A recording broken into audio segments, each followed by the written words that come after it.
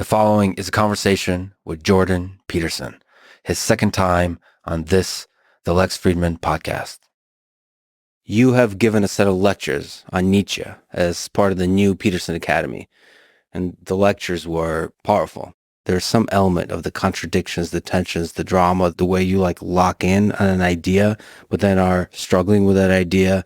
All of that feels like it's a Nietzschean. Yeah, well, he's a big influence on me stylistically and in terms of the way I approached writing. And also many of the people that were other influences of mine were very influenced by him. So I was blown away when I first came across his writings. They're so intellectually dense that I don't know if there's anything that approximates that. Dostoevsky maybe, although he's much more wordy. Nietzsche is very succinct, partly because he was so ill, because he would think all day. He couldn't spend a lot of time writing, and he condensed his writings into very short, this aphoristic style he had, and it's really something to strive for. And then he's also an exciting writer, like Dostoevsky, and dynamic and romantic in that emotional way. And so it's really something. And I really enjoyed I did that lecture that you described. That lecture series is on the first half of Beyond Good and Evil, which is a stunning book. And that was really fun to take pieces of it and then to describe what they mean and how they've echoed across the decades since he wrote them. And yeah, it's been great. Taking each sentence seriously and deconstructing it and really struggling with it. I think underpinning that approach to writing requires deep respect for the person. I think if we approach writing with that kind of respect, you can take Orwell, you can take a lot of writers and really dig in on singular sentences. Yeah, well, those are the great writers, because the greatest writers, virtually everything they wrote is worth attending to. And I think Nietzsche is in some ways the ultimate exemplar of that, because often when I read a book, I'll mark one way or another. I often fold the corner of the page over to indicate something that I've found that's worth remembering. I couldn't do that with a book like Beyond Good and Evil, because every page ends up marked.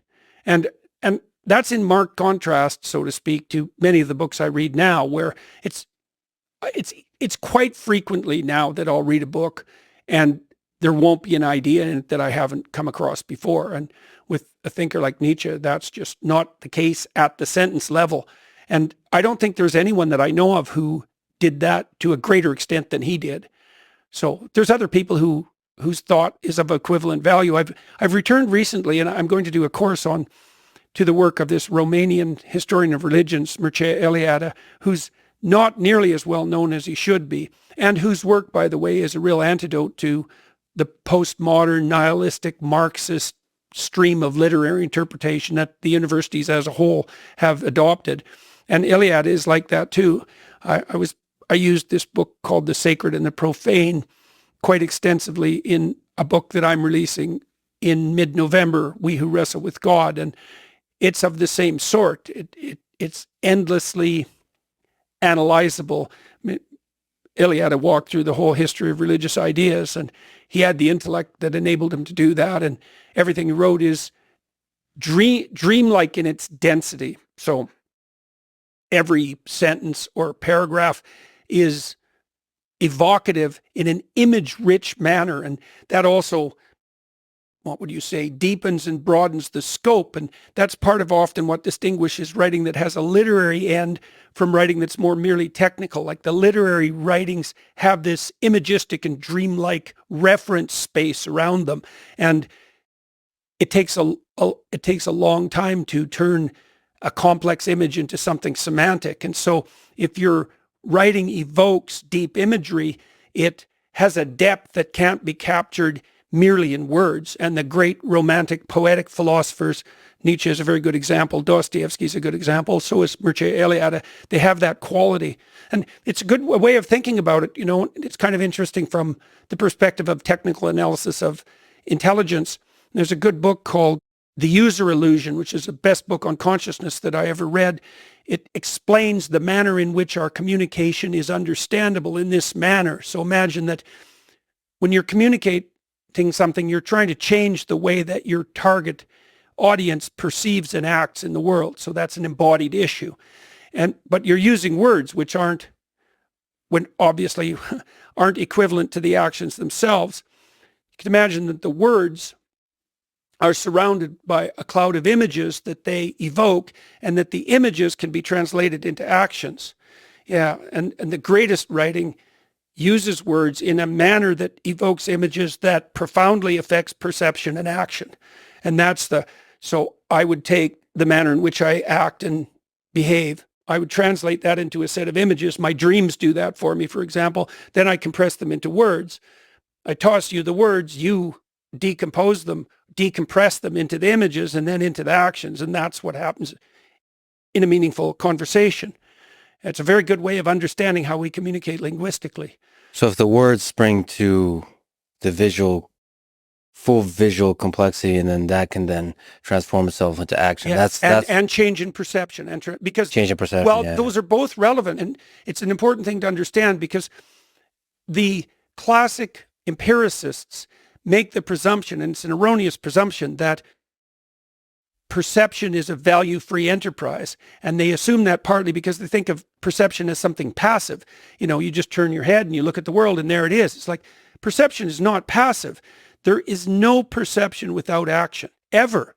And that's a weird thing to understand, because even when you're looking at something, like your eyes are moving back and forth. If they ever stop moving for a tenth of a second, you stop being able to see. So your eyes are jiggling back and forth just to keep them active. And then there's involuntary movements of your eyes. And then there's voluntary movements of your eyes. Like, what you're doing with your eyes is very much like what a blind person would do if they were feeling out the contours of an object. You're sampling, and you're only sampling a small element of the space that's in front of you.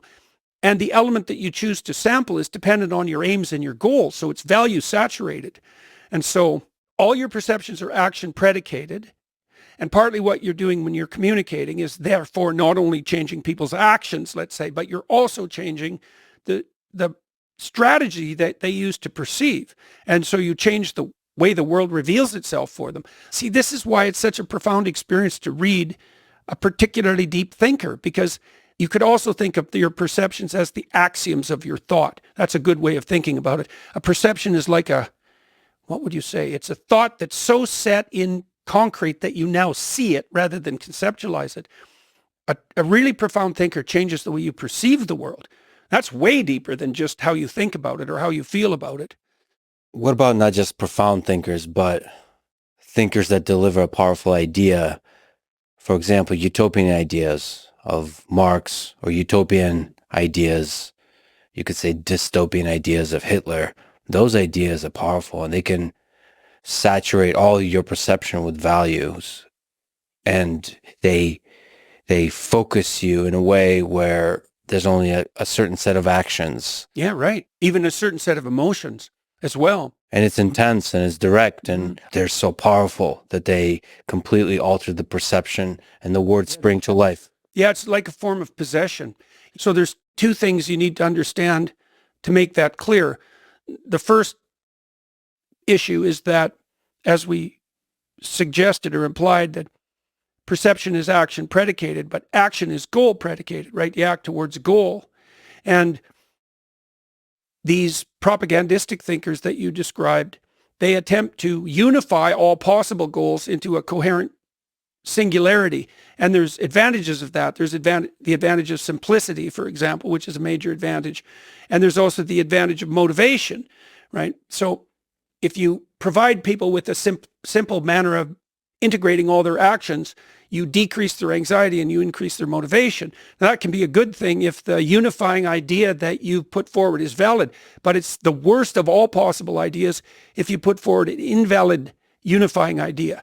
And then you might say, well, how do you distinguish between a valid unifying idea and an invalid unifying idea? Now, Nietzsche was very interested in that, and I don't think he got that exactly right. But the postmodernists, for example, especially the ones, and this is most of them with the neo-Marxist bent, their presumption is that the fundamental unifying idea is power, that everything's about compulsion and force, essentially, and that that's the only true unifying ethos of mankind, which is, I don't know if there's a worse idea than that. I mean, there are ideas that are potentially is dangerous. The nihilistic idea is pretty dangerous, although it's more of a disintegrating notion than a unifying idea. The hedonistic idea that you live for pleasure, for example, that's also very dangerous. But if you wanted to go for sheer pathology, the notion that, and this is Foucault in a nutshell, and Marx for that matter, that power rules everything, not only is that a terrible unifying idea, but it fully justifies your own use of power. And I don't mean the power Nietzsche talks about. His will to power was more his insistence that a human being is an expression of will rather than a mechanism of self-protection and security. Like, he thought of the life force in human beings as something that strived not to protect itself, but to exhaust itself in being and becoming. It's like an upward oriented motivational drive, even towards meaning. Now, he called it the will to power, and that had some unfortunate consequences. At least that's how it's translated. But he didn't mean the power motivation that people like Foucault or Marx became so hung up on. So it's not power like you're trying to destroy the other. It's power, full flourishing of a human being, the creative force of a human being. Yeah. In that Well, way. you could imagine that, and you could imagine that you could segregate competence and ability. Like, imagine that you and I were going to work on a project. We could organize our project in relationship to the ambition that we wanted to attain, and we can organize an agreement so that you were committed to the project voluntarily and so that I was committed to the project voluntarily. So that means that we would actually be united in our perceptions and our actions by the motivation of something approximating voluntary play.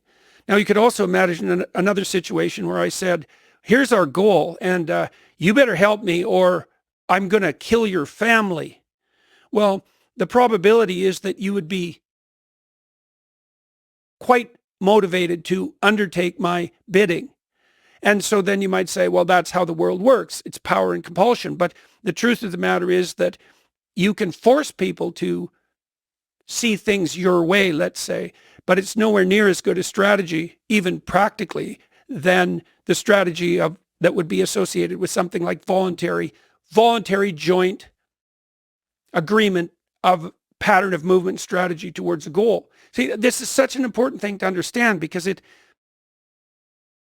helps you start to understand the distinction between a unifying force that's based on power and compulsion and one that is much more in keeping, I would say, with the ethos that governs Western societies, free Western societies. There's really a qualitative difference, and it's not some morally relativistic illusion. So if we just look at the nuance of Nietzsche's thought, the idea he first introduced and thus spoke Zarathustra of the Übermensch. Yeah. It's another one that's very easy to misinterpret because it sounds awfully a lot like it's about power. Yeah, right. For example, in the 20th century, it was misrepresented and co-opted by Hitler to advocate for the extermination of the inferior non-Aryan races. Yeah, and the dominion of the superior Aryans. Yeah, and that was partly because Nietzsche's work also was misrepresented by his sister after his death. Yeah. But I also think that there's a fundamental flaw in that Nietzschean conceptualization.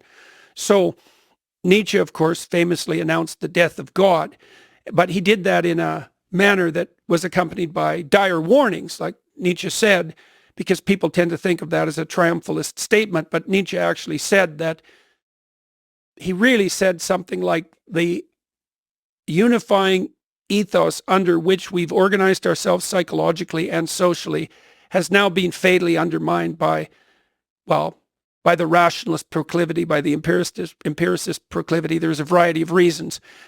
Mostly it was conflict between the Enlightenment view, let's say, and the classic religious view, and that there will be dire consequences for that. And Nietzsche knew, like Dostoevsky knew, that, there's a proclivity for the human psyche and for human societies to move towards something approximating a unity, because the cost of disunity is high.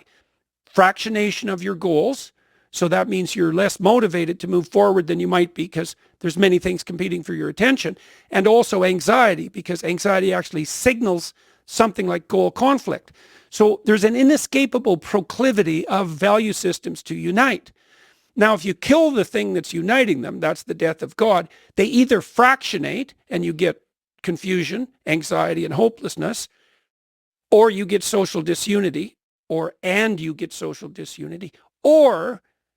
something else arises out of the abyss to constitute that unifying force. And Nietzsche said specifically that he believed that one of those manifestations would be that of communism, and that would kill, he said this in Will to Power, that would kill tens of millions of people in the upcoming 20th century. Like he could see that coming 50 years earlier. And Dostoevsky did the same thing in his book, The Demons. So this is the thing that the a-religious have to contend with. It's a real conundrum because, I mean, you could dispute the idea that our value systems tend towards a unity, and society does as well, because otherwise we're disunified. But the cost of that disunity, as I said, is goal confusion, anxiety, and hopelessness. So it's like a real cost. So you could dispense with the notion of unity altogether, and the postmodernists did that to some degree. But they pulled off a sleight of hand too, where they replaced it by power. Now Nietzsche he's responsible for that to some degree, because Nietzsche said, with his conception of the overman, let's say, is that human beings would have to create their own values, because the value structure that had descended from on high was now shunted aside. But there's a major problem with that.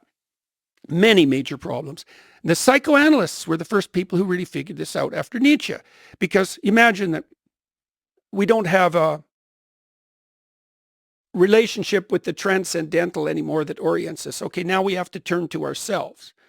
Okay, now if we were a clear unity within ourselves, let's say, then we could turn to ourselves for that discovery. But if we're a fractionated plurality internally, then when we turn to ourselves, we turn to a fractionated plurality. Well, that was Freud's observation. It's like, well, how can you make your own values when you're not the master in your own house? Like you're a war of competing motivations. Or maybe you're someone who's dominated by the will to force and compulsion. And so why do you think that you can rely on yourself as the source of values? And why do you think you're wise enough to consult with yourself to find out what those values are or what they should be, say, in the course of a single life?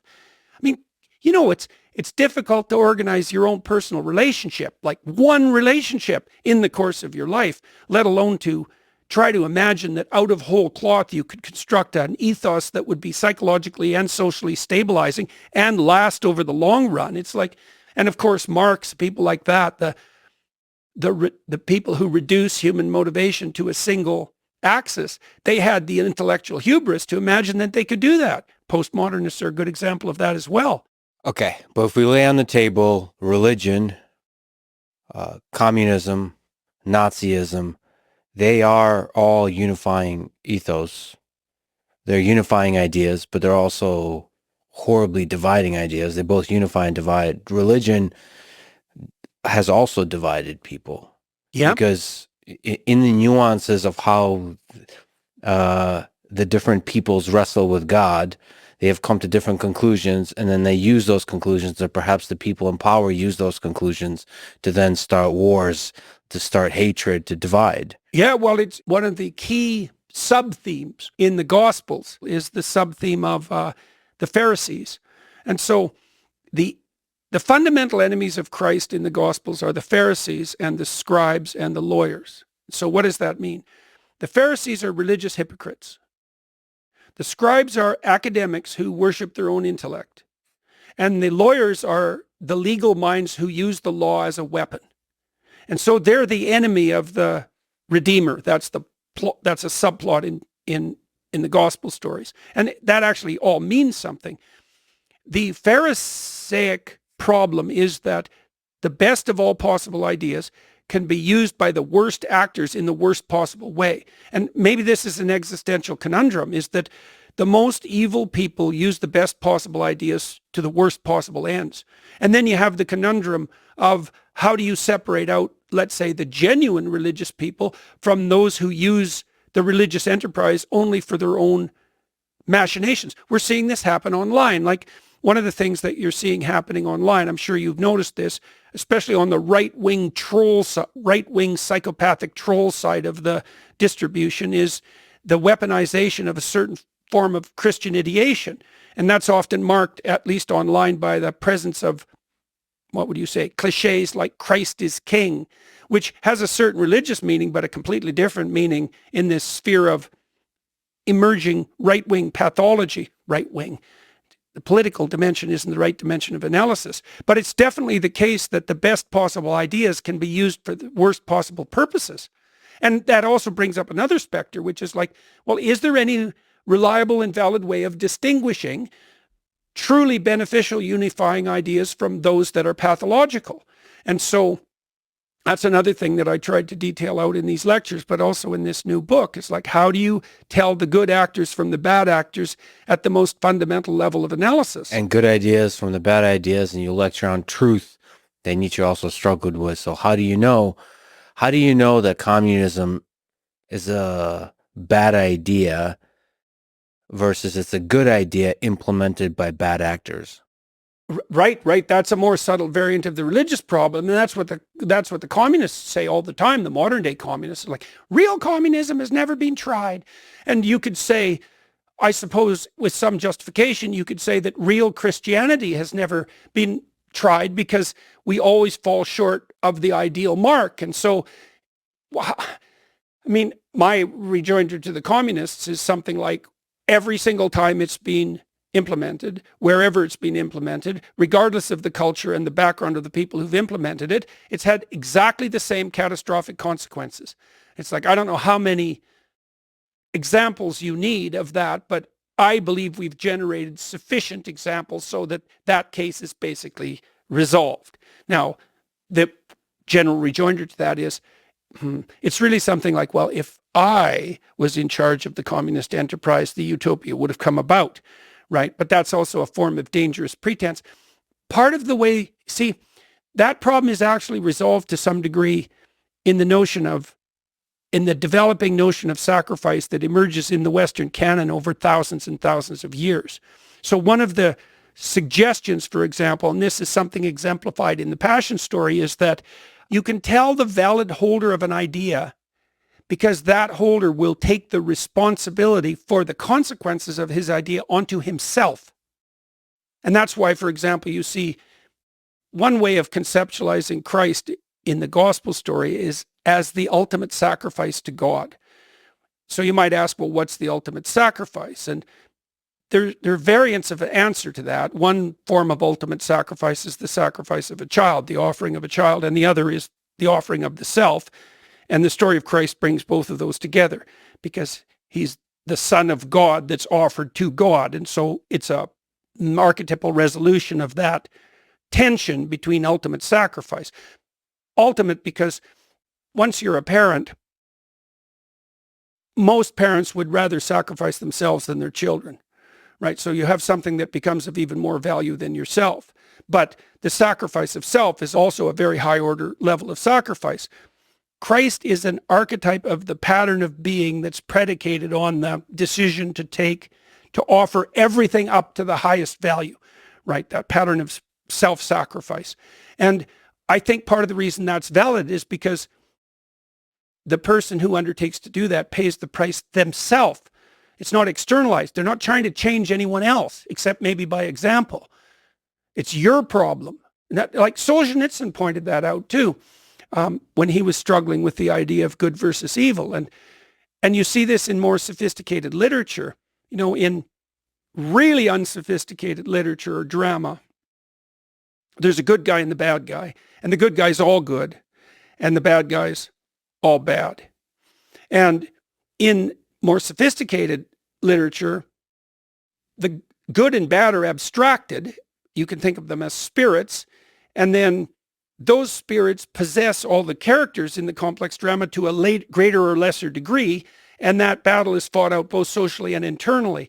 In the high-order religious conceptualizations in the West, if they culminate, let's say, in the Christian story, the notion is that battle between good and evil is fundamentally played out as an internal drama.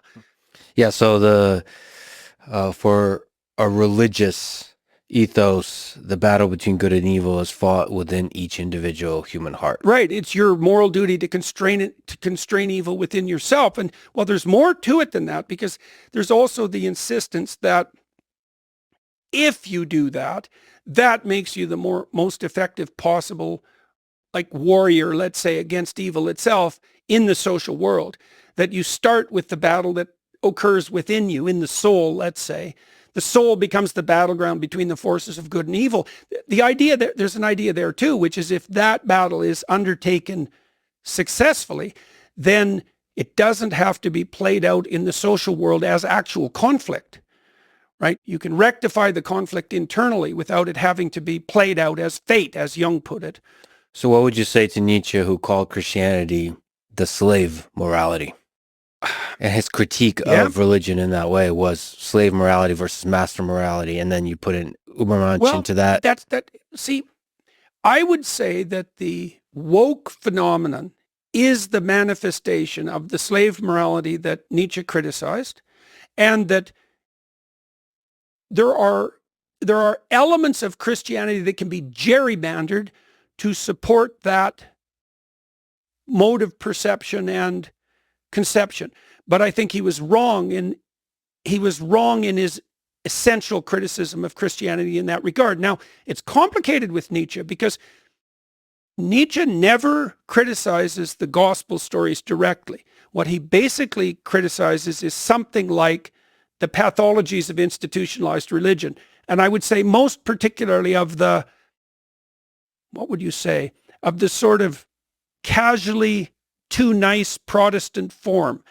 You know, that's a thumbnail sketch and perhaps somewhat unfair, but given the alignment, let's say, of the more mainstream Protestant movements with the woke mob, I don't think it's an absurd criticism. And it's something like the degeneration of Christianity into the notion that good and harmless are the same thing, or good and empathic are the same thing, which is simply not true. And far too simplified. And I also think Nietzsche was extremely wrong in his presumption that human beings should take it to themselves to construct their own values. I think he made a colossal error in that presumption. And that is the idea of the Ubermensch, that the great individual, the best of us, should create our own values. Well, and I think the reason that he was wrong about that is that, so when God gives instructions to Adam and Eve in the Garden of Eden, he basically tells them that they can do anything they want in the walled garden. So that's the kind of balance between order and nature that makes up the human environment. Human beings have the freedom, vouchsafed to them by God, to do anything they want in the garden except to mess with the most fundamental rule. So God says to people, you're not to eat of the fruit of the tree of the knowledge of good and evil, which fundamentally means there is an implicit moral order and you're to abide by it. Your freedom stops at the foundation. And you can think about that. I'd be interested even in your ideas about this as an engineer, let's say, is that there is an ethos that's implicit in being itself. And your ethos has to be a reflection of that. And that isn't under your control. You can't gerrymander the foundation, because your foundational beliefs have to put you in harmony, like musical harmony, with the actual structure of reality as such. So I can give you an example of that. So our goal, insofar as we're conducting ourselves properly, is to have the kind of interesting conversation that allows both of us to express ourselves in a manner that enables us to learn and grow, such that we can share that with everyone who's listening. And if our aim is true and upward, then that's what we're doing. Well, that means that we're going to have to match ourselves to a pattern of interaction, and that's marked for us emotionally. Like you and I both know this. If we're doing this right, we're going to be interested in the conversation. We're not going to be looking at our watch. We're not going to be thinking about what we're aiming at. We're just going to communicate. Now, the religious interpretation of that would be that we were doing something like making the redemptive logos manifest between us in dialogue. And that's something that can be shared. To do that, we have to align with that pattern. I can't decide that there's some arbitrary way that I'm going to play you. I mean, I could do that if I was a psychopathic manipulator, but to do that optimally, I'm not going to impose a certain mode of a certain a priori aim, let's say, on our communication and manipulate you into that. So the constraints on my ethos reflect the actual structure of the world. And I can't, this is the communist presumption. It's like, we're going to burn everything down and we're going to start from scratch. And we've got these axiomatic presumptions and we're going to put them into place and we're going to socialize people so they now think and live like communists from day one. And human beings are infinitely malleable. And we can use a rational set of presuppositions to decide what sort of beings they should be. The transhumanists are doing this too. It's like, no, there's a pattern of being that you have to fall into alignment with. And I think it's the pattern of being, by the way, that if you fall into alignment with, it gives you hope. It protects you from anxiety, and it gives you a sense of harmony with your surroundings and with other people. And none of that's arbitrary. But don't you think we both arrived to this conversation with rigid axioms that we have, maybe we're blind to them, but in the same way that the Marxists came with very rigid axioms about the way the world is and the way it should be? Aren't we coming to that? Well, we definitely come to the conversation with a hierarchy of foundational axioms, right? And I would say the more sophisticated you are as a thinker, the deeper the level at which you're willing to play. So imagine first that you have presumptions of different depth. There's more predicated on the more fundamental axioms. And then that there's a space of play around those. And that space of play is going to depend on the sophistication of the player, obviously. But those who are capable of engaging in deeper conversations talk about more fundamental things with more play. Now, we have to come to the conversation with a certain degree of structure because we wouldn't be able to understand each other or communicate if a lot of things weren't already assumed or taken for granted. How rigid is the hierarchy of axioms that religion provides? This is what I'm trying to understand. The rigidity of that hierarchy. It's rigid as play. Well, play is not rigid at all. No. It's got a rigidity. There's some constraints. It took me about 40 years to figure out the answer to that question. So it wasn't, I'm serious about that. So it wasn't a random answer. So play is very rigid in some ways. So like if you and I go out to play basketball or chess, like there are rules and you can't break the rules because then you're no longer in the game. But then there's a dynamism within those rules that's, well, with chess, it's virtually infinite. I mean, I think, what is it? There's more patterns of potential games on a chessboard than there are subatomic particles in the observable universe. Like it's an insane space. So it's not like there's not freedom within it. But it's a weird paradox in a way, isn't it? Because music is like this too, is that there are definitely rules. And there are things, you can't throw a basketball into a chessboard and still be playing chess. But weirdly enough, if you adhere to the rules, the realm of freedom increases rather than decreasing. And I think you can make the same case for a playful conversation. It's like we're playing by certain rules and a lot of them are implicit, but that doesn't mean that it might mean the reverse of constraint, because in this seminar, for example, that I was referring to, the Exodus seminar and then the Gospel seminar, everybody in the seminar, there's about 8 of us, played fair. Nobody used power. Nobody tried to prove they were right. They put forward their points, but they were like, here's a way of looking at that. Assess it. And they were also doing it genuinely. It's like, this is what I've concluded about, say, this story. And I'm going to make a case for it, but I'd like to hear what you have to say because maybe you can change it, you can extend it, you can find a flaw in it. And that's a conversation that has flow and that's engaging and that other people will listen to as well. And that's also, I think that one of the things that we can conclude now, and we can do this even from a neuroscientific basis, is that sense of engaged meaning is a marker not only for the emergence of harmony between you and your environment, but for the emergence of that harmony in a way that is developmentally rich, that moves you upward towards, what would you say?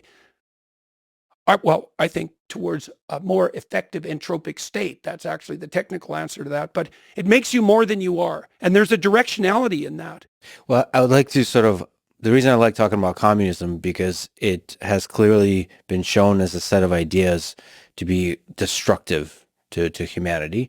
But I would like to understand from an engineering perspective the characteristics of communism versus religion, where you could identify religious thought is going to lead to a better human being, a better society, and communist Marxist thought is not. Because there's ambiguity, there's room for play in communism and Marxism, because they kind of had a utopian sense of where everybody's headed, don't know how it's going to happen. Maybe revolution is required, but after the revolution is done, we'll figure it out. And there's an underlying assumption that maybe human beings are good and they'll figure it out once you remove the oppressor. Yeah. I mean, all these ideas kind of, until you put them into practice, they can be quite convincing. Very. If you were in the 19th century. If I was reading, which is kind of fascinating, the 19th century produced such powerful ideas. Marx and Nietzsche. Oh, fascism too, for that matter. Fascism. So, if I was sitting there, especially if I'm feeling shitty about myself, a lot of these ideas are pretty powerful as a way to plug the nihilist hole. Yeah, right. Absolutely. Well, and some of them may actually have an appropriate scope of application. It could be that some of the foundational axioms of communism, socialism / communism are actually functional in a sufficiently small social group, maybe a tribal group even. Like I also have I'm not sure this is correct, but I have a suspicion that the pervasive attractiveness of some of the radical left ideas that we're talking about are pervasive precisely because they are functional within, say, families, but also within the small tribal groups that people might have originally evolved into. And that once we become civilized, so we produce societies that are united, even among people who don't know one another, different principles have to apply as a consequence of scale. So that's partly an engineering response, but I think there's a deeper way of going after the communist problem. So I think part of the fundamental problem with the communist axioms is the notion that the world of complex social interactions can be simplified sufficiently so that centralized planning authorities can deal with it. And I think the best way to think about the free exchange rejoinder to that presumption is, no, the sum total of human interactions in a large civilization are so immense that you need a distributed network of cognition in order to compute the proper way forward. And so what you do is you give each actor their domain of individual choice so that they can maximize their own movement forward, and you allow the aggregate direction to emerge from that rather than trying to impose it from the top down, which I think is computationally impossible. So that might be one engineering reason why the communist solution doesn't work. Like I read in Solzhenitsyn, for example, that the Central Soviet authorities often had to make 200 pricing decisions a day. Now, if you've ever started a business or created a product and had to wrestle with the problem of pricing, you'd become aware of just how intractable that is. Like, how do you calculate worth? Well, there's the central existential problem of life. How do you calculate worth? It's not something like a central authority can sit down and just manage. And there is a lot of inputs that go into a pricing decision. And the free market answer to that is something like, well, if you get the price right, people will buy it and you'll survive.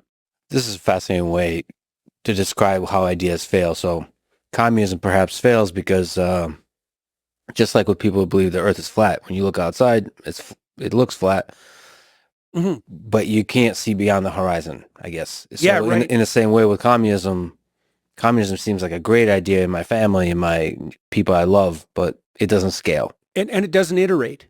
It doesn't. And that's a form of scaling too. Right. Well, I mean, whatever ways it breaks down, it doesn't scale. Yeah.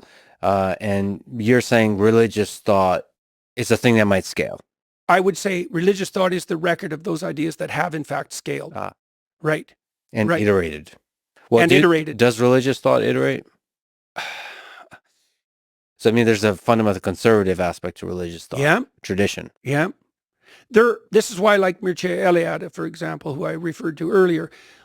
One of the things Eliade did, and very effectively, and people like Joseph Campbell, who in some ways were popularizers of Eliade's ideas and Carl Jung's, what they really did was devote themselves to an analysis of those ideals ideas that scaled and iterated across the largest possible spans of time. And so Iliad and Jung, Eric Neumann, they were looking, and Campbell, they were looking at patterns of narrative that were common across religious traditions that had spanned millennia, and found many patterns. The hero's myth, for example, is one of those patterns. And it's, I think, the evidence that it has its reflection in human neurophysiology and neuropsychology is incontrovertible. And so these foundational narratives, they last. They're common across multiple religious traditions. They unite. They work psychologically, but they also reflect the underlying neurophysiological architecture. So I can give you an example of that. So the hero myth is really a quest myth. And a quest myth is really a story of exploration and expansion of adaptation, right? So Bilbo, the Hobbit, he's a kind of an ordinary everyman. He lives in a very constrained and orderly and secure world. And then the quest call comes and he goes out and he expands his personality and develops his wisdom. And that's reflected in human neuropsychological architecture at a very low level, way below cognition. So one of the most fundamental elements of the mammalian brain, and even in lower animal forms, is the hypothalamus. It's sort of the root of primary motivation. So it governs lust, and it regulates your breathing, and it regulates your hunger, and it regulates your thirst, and it regulates your temperature. Like really low-level biological necessities are regulated by the hypothalamus. When you get hungry, it's the hypothalamus. When you're activated in a defensively aggressive manner, that's the hypothalamus. Half the hypothalamus is the origin of the dopaminergic tracts, and they subsume exploration. And so you could think of the human motivational reality as a domain that's governed by axiomatic motivational states, love, sex, defensive aggression, hunger, and another domain that's governed by exploration. And the rule would be something like, when your basic motivational states are sated, explore. Well, and then, and that's not cognitive. Like I said, this is deep, deep brain architecture. It's extraordinarily ancient. And the exploration story is something like, go out into the unknown and take the risks, because the information that you discover and the skills you develop will be worthwhile even in sating the basic motivational drives. And then you want to learn to do that in a iterative manner, so it sustains across time, and you want to do it in a way that unites you with other people. And there's a pattern to that. And I do think that's the pattern that's we strive to encapsulate in our deep religious narratives. And I think that in many ways we've done that successfully. What is the belief in God? How does that fit in? What does it mean to believe in God? Well, okay, so in one of the stories that I cover in We Who Wrestle with God, which I've only recently begun to take apart, say in the last 2 years, is the story of Abraham. And it's a very cool story. And it's also related, by the way, to your question about what makes communism wrong. And Dostoevsky knew this, not precisely the Abraham story, but the same reason. In Notes from Underground, Dostoevsky made a very telling observation. So he speaks in the voice of a cynical, nihilistic, and bitter bureaucrat who's been a failure, who's talking cynically about the nature of human beings, but also very accurately. And one of the things he points out with regards to modern utopianism is that human beings are very strange creatures, and that if you gave them what the socialist utopians want to give them, so let's say all your needs are taken care of, all your material needs are taken care of, and even indefinitely. Dostoevsky's claim was, well, you don't understand human beings very well, because if you put them in an environment that was that comfortable, they would purposefully go insane just to break it into bits, just so something interesting would happen. Right. And he says it's the human proclivity to curse and complain. And he says this in quite a cynic and caustic manner, but he's pointing to something deep, which is that we're not built for comfort and security. We're not infants. We're not after satiation. So then you might ask, well, what the hell are we after then? That's what the Abraham story addresses. And Abraham is the first true individual in the biblical narrative. So you could think about his story as the archetypal story of the developing individual.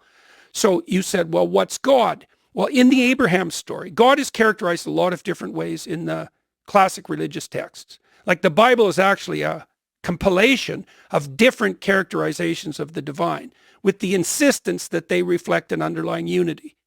In the story of Abraham, the divine is the call to adventure. So Abraham has the socialist utopia at hand. He's from a wealthy family, and he has everything he needs. And he actually doesn't do anything until he's in his 70s. Now, hypothetically, people in those times lived much longer. But a voice comes to Abraham, and it tells him something very specific. It says, leave your zone of comfort. Leave your parents, leave your tent, leave your community, leave your tribe, leave your land. Go out into the world. And Abraham thinks, well, why?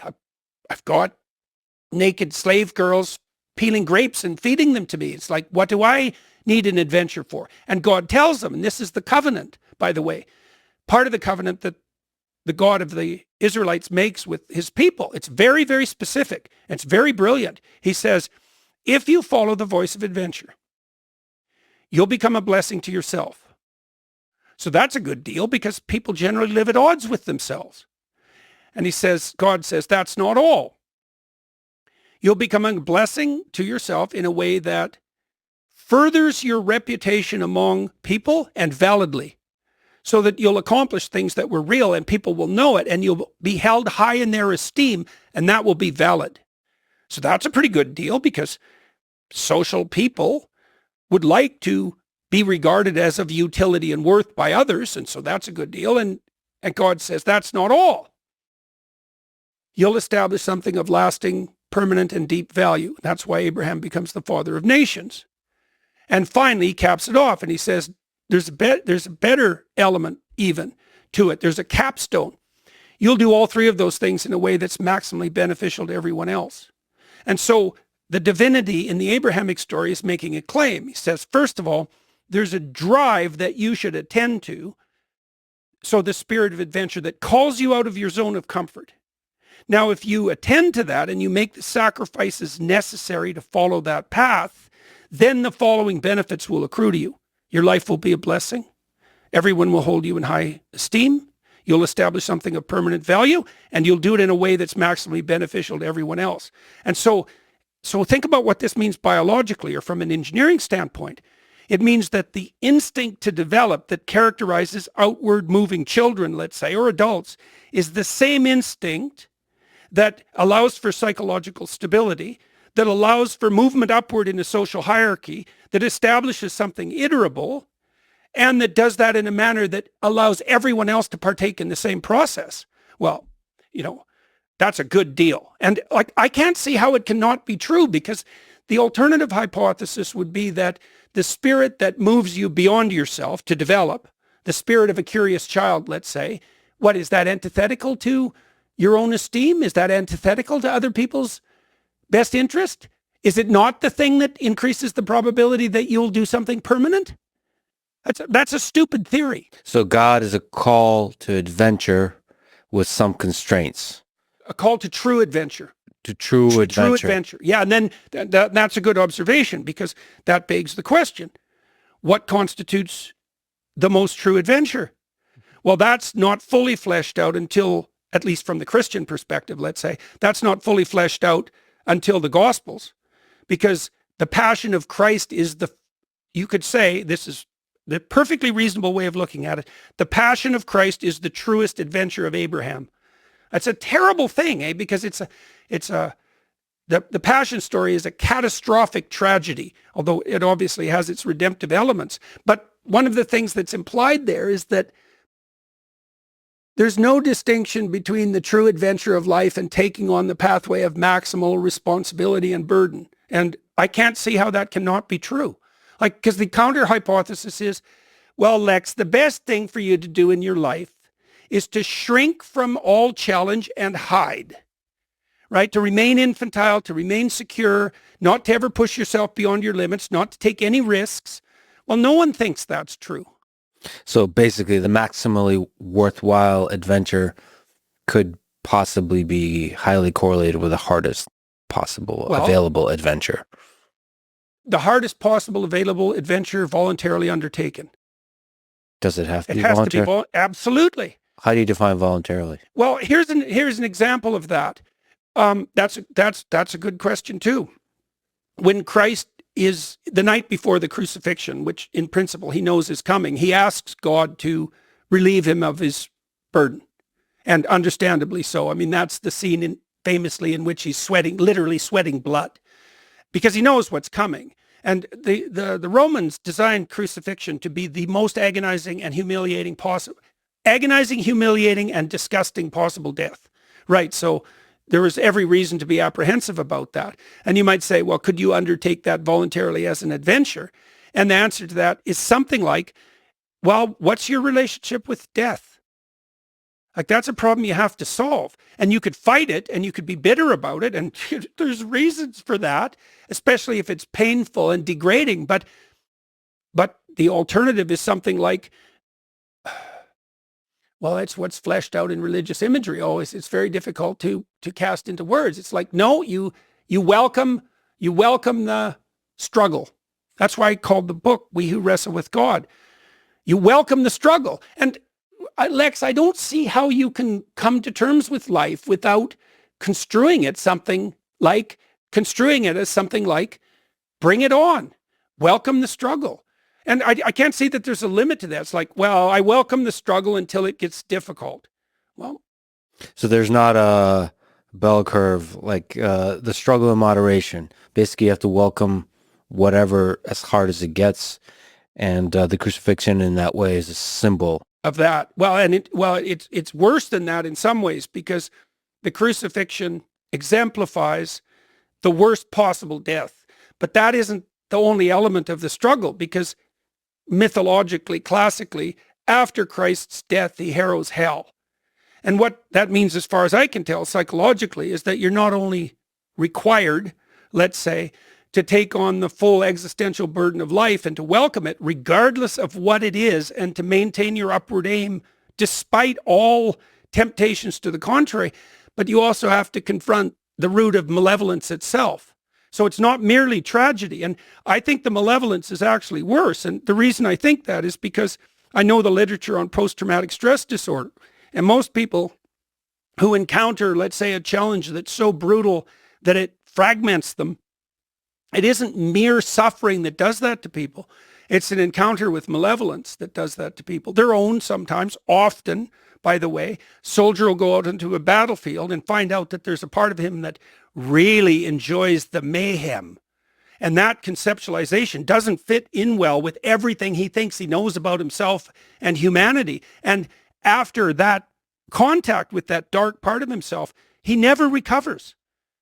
That happens to people. And it happens to people who encounter bad actors in the world too. If you're a naive person and the right narcissistic psychopath comes your way, you are in like mortal trouble, because you might die, but that's not where the trouble ends. If there's a young man in their 20s listening to this, how do they escape the pull of Dostoevsky's Notes from Underground? With the eyes open to the world, how do they select the adventure? So there's other characterizations of the divine, say, in the Old Testament stories. So one pattern of characterization that I think is really relevant to that question is the conception of God as calling and conscience. Okay, so what does it mean? It's a description of the manner in which your destiny announces itself to you. And I'm using that terminology, and it's distinguishable, say, from Nietzsche's notion that you create your own values.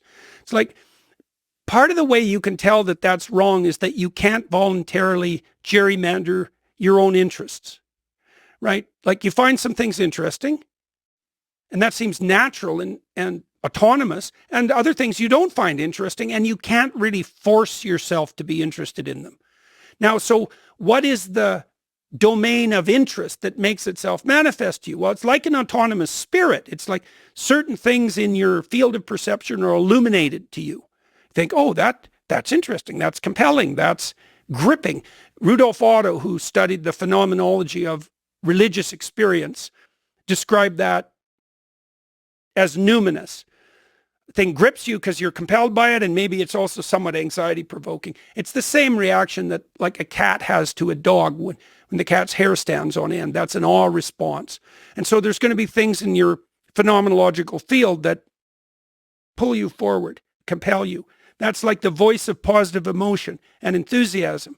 Things draw you into the world. Might be love, might be aesthetic interest, it might be friendship, It might be social status.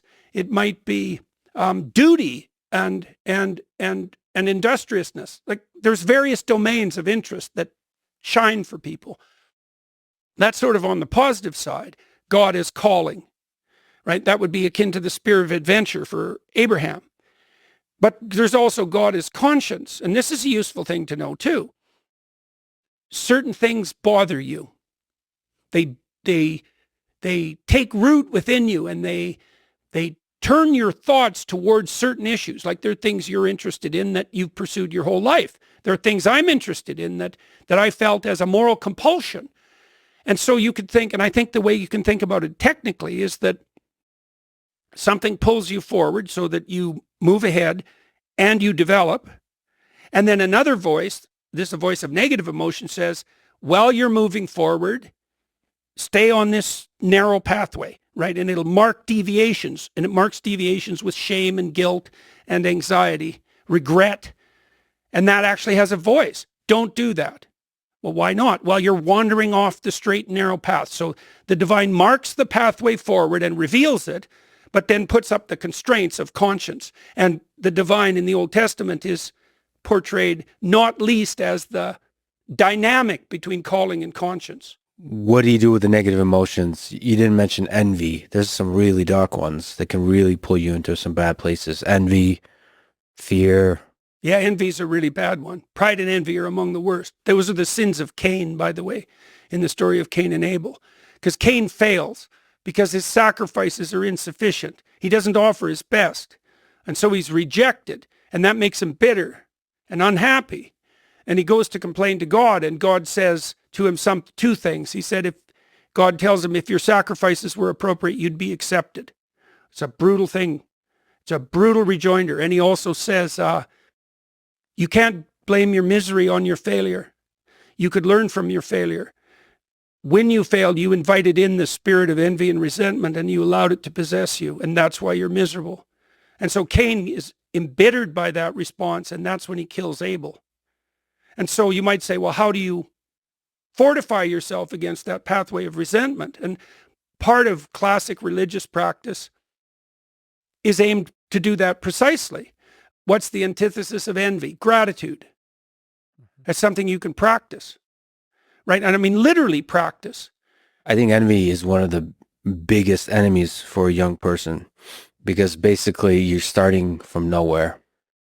Life is hard. You've achieved nothing, and you're striving and you're failing constantly because... And you see other people whom you think aren't having the same problem. Yeah, and they succeed, and they could be your neighbor, they could be succeeding by a little bit, or somebody on the internet succeeding by a lot.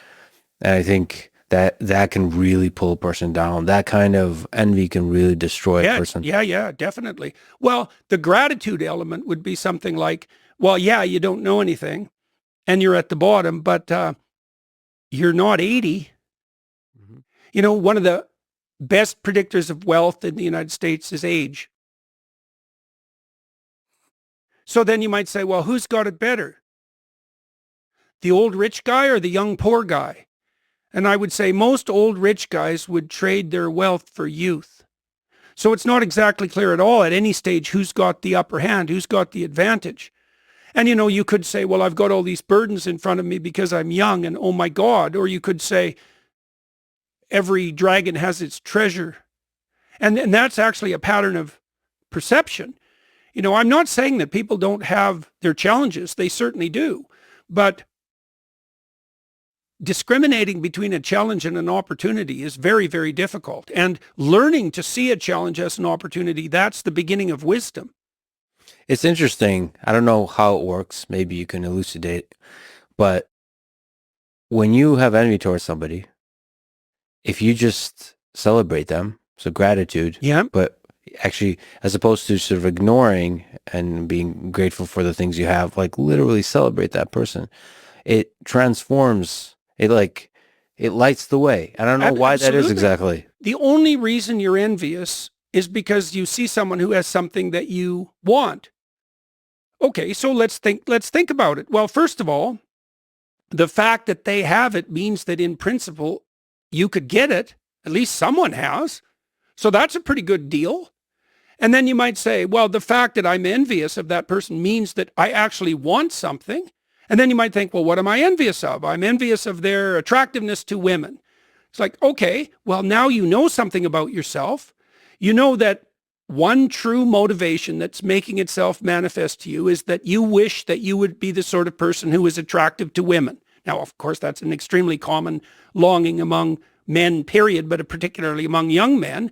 It's like, well, what makes you so sure you couldn't have that? Well, how about, here's an answer. You don't have enough faith in yourself. And maybe you don't have enough faith in, well, I would say the divine. You don't believe that the world is characterized by enough potentiality so that even miserable you has a crack at the brass ring. And like I talked about this actually practically in one of my previous books, because I wrote a chapter called Compare Yourself to Who You Are and Not to Someone Else at the Present Time. Well, why? Well, your best benchmark for tomorrow is you today. And you might not be able to have what someone else has on the particular axis you're comparing yourself with them on, but you could make an incremental improvement over your current state, regardless of the direction that you're aiming. And it is the case, and this is a law, the return on incremental improvement is exponential or geometric and not linear. So even if you start, this is why the hero is always born in a lowly place, mythologically. Right? Christ, who redeems the world, is born in a manger with the animals to poverty-stricken parents in the middle of a God-forsaken desert in a nondescript time and place, isolated. Well, why? Well, because everyone young struggles with their insufficiency. But that doesn't mean that great things can't make themselves manifest. And part of the insistence in the biblical text, for example, is that it's incumbent on you to have the courage to have faith in yourself and in the spirit of reality, the essence of reality, regardless of how you construe the evidence at hand. Right. Look at me. I'm so useless. I don't know anything. I don't have anything. It's hopeless. I don't have it within me. The world couldn't offer me that possibility. Well, what the hell do you know about that? This is what Job figures out in the midst of his suffering in the book of Job, because Job is tortured terribly by God, who makes a bet with Satan himself to bring him down. And Job's decision in the face of his intense suffering is, I'm not going to lose faith in my essential goodness, and I'm not going to lose faith in the essential goodness of being itself, regardless of how terrible the face it's showing to me at the moment happens to be. And I think, okay, what do you make of that claim? Well, let's look at it practically. You're being tortured by the arbitrariness of life. That's horrible. Now you lose faith in yourself and you become cynical about being. So are you infinitely worse off instantly? And then you might say, well, yeah, but it's really asking a lot of people that they maintain faith even in their darkest hours. It's like, yeah, that might be asking everything from people. But then you also might ask, this is a very strange question, is if you were brought into being by something that was essentially good, wouldn't that thing that brought you into being demand that you make the best in yourself manifest? And wouldn't it be precisely when you most need that you'd be desperate enough to risk what it would take to let it emerge? So you kind of make it seem that reason could be the thing that takes you out of a place of darkness, sort of finding that calling through reason. I think it's also possible when reason fails you to just take the leap. Navigate not by reason, but by finding the thing that scares you, the risk, to take the risk, take the leap, and then figure it out while you're in the air. Yeah, well, I think that's always part of a heroic adventure, is that ability to cut the Gordian knot. But you could also ask from an engineering perspective, okay, what are the axioms that make a decision like that possible? And the answer would be something like, I'm going to make the presumption that if I move forward in good faith, whatever happens to me will be the best thing that could possibly happen, no matter what it is. And I think that's actually how you make an alliance with truth. And I also think that truth is an adventure. And the way you make an alliance with truth is by assuming that whatever happens to you, if you're living in truth, is the best thing that could happen, even if you can't see that at any given moment. Because otherwise you'd say that truth would be just the handmaiden of advantage. Well, I'm going to say something truthful and I pay a price. Well, that means I shouldn't have said it. Well, that possibly, but that's not the only possible standard of evaluation. Because what you're doing is you're making the outcome your deity, right? Well, I just reverse that and say, no, truth is the deity. The outcome is variable, but that doesn't eradicate the initial axiom. Where's the constant, right? What's the constant? It may be when you said Abraham was being fed by naked ladies. That's an interpolation, obviously, but would yes. have been out of keeping for the times. But it does make me think, sort of in stark contrast to Nietzsche's own life, that perhaps getting laid early on in life is a useful starter. Step one, get laid and then go for adventure. There's some basic conventional satiation of base desires. I think it's perfectly reasonable to bring the sexual element in because it's a powerful motivating force and it has to be integrated. I don't think it's adventure. It's romantic adventure. Right. But the lack of basic interaction, sexual interaction, I feel like is the engine that drives towards that cynicism of the incel. It is in Dostoevsky's Notes from Underground. There's very little doubt about that. We know perfectly well anthropologically that the most unstable social situation you can generate is young men with no access to women. That's not good. And they'll do anything to reverse that situation. So that's very dangerous. But then I would also say there's every suggestion that the pathway of adventure itself is the best pathway to romantic attractiveness. And we know this in some ways in a very blunt manner.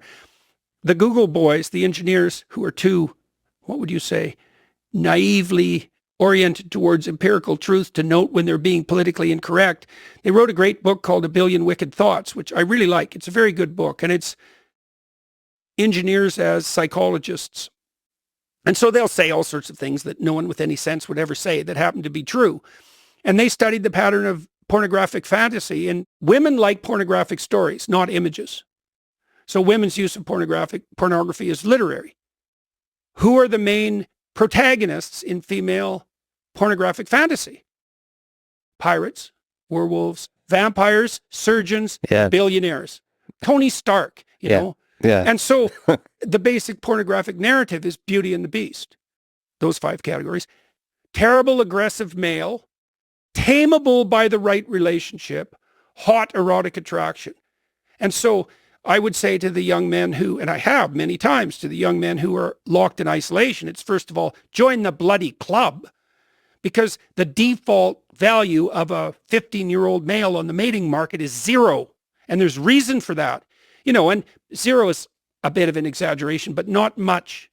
And the reason for that is, well, what the hell do you know? Like, you're not good for anything. You have potential and maybe plenty. And hopefully that'll be made manifest. But you shouldn't be all upset because you're the same loser as everyone else your age has always been since the beginning of time. But then you might ask, well, what should I do about it? And the answer is, get yourself together.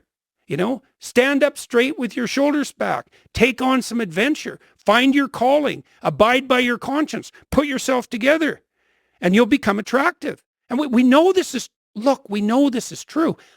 The correlation between male sexual opportunity and relative masculine status is about 0.6.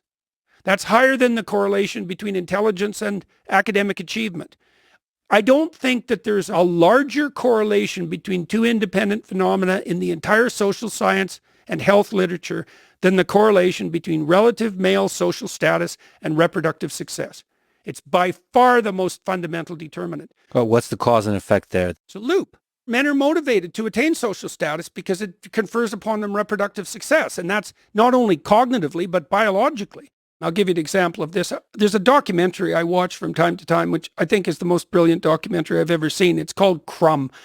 And it's the story of this underground cartoonist, Robert Crumb, who was in high school, was in the category of males, for whom a date was not only not likely, but unimaginable. So he was at the bottom of the bottom rung, and almost all the reactions he got from females wasn't just no, it was like, are you out of your mind? Like, with that contempt, right? And then he became successful. And so the documentary is super interesting because it tracks the utter pathology of his sexual fantasies because he was bitter and resentful. And like, if you want to understand the psychology of serial sexual killers and the like, and you watch Crumb, you'll find out a lot more about that than anybody with any sense would want to know. But then he makes this transition, and partly because he does take the heroic adventure path, and he actually has a family and children, and he's actually a pretty functional person, as opposed to his brothers, one of whom commits suicide, and one of whom is literally a repeat sexual offender. It's a brutal documentary. But what he did in his adolescence, after being rejected, was he found what he was interested in. He was a very good artist. He was very interested in music, and he started to pursue those sort of single-mindedly, and he became successful. And as soon as he became successful, and the documentary tracks this beautifully, he's immediately attractive to women. And then you might ask too, even if you're cynical, it's like, well, why do I have to perform for women? And the answer to that is something like, why the hell should they have anything to do with you if you're useless? They're going to have infants. They don't need another one. Right? Partly the reason that women are hypergamous, unless they want males who are of higher status than they are, is because they're trying to redress the reproductive burden. And it's substantial. I mean, the female of any species is the sex that devotes more to the reproductive function. That's a more fundamental definition than chromosomal differentiation.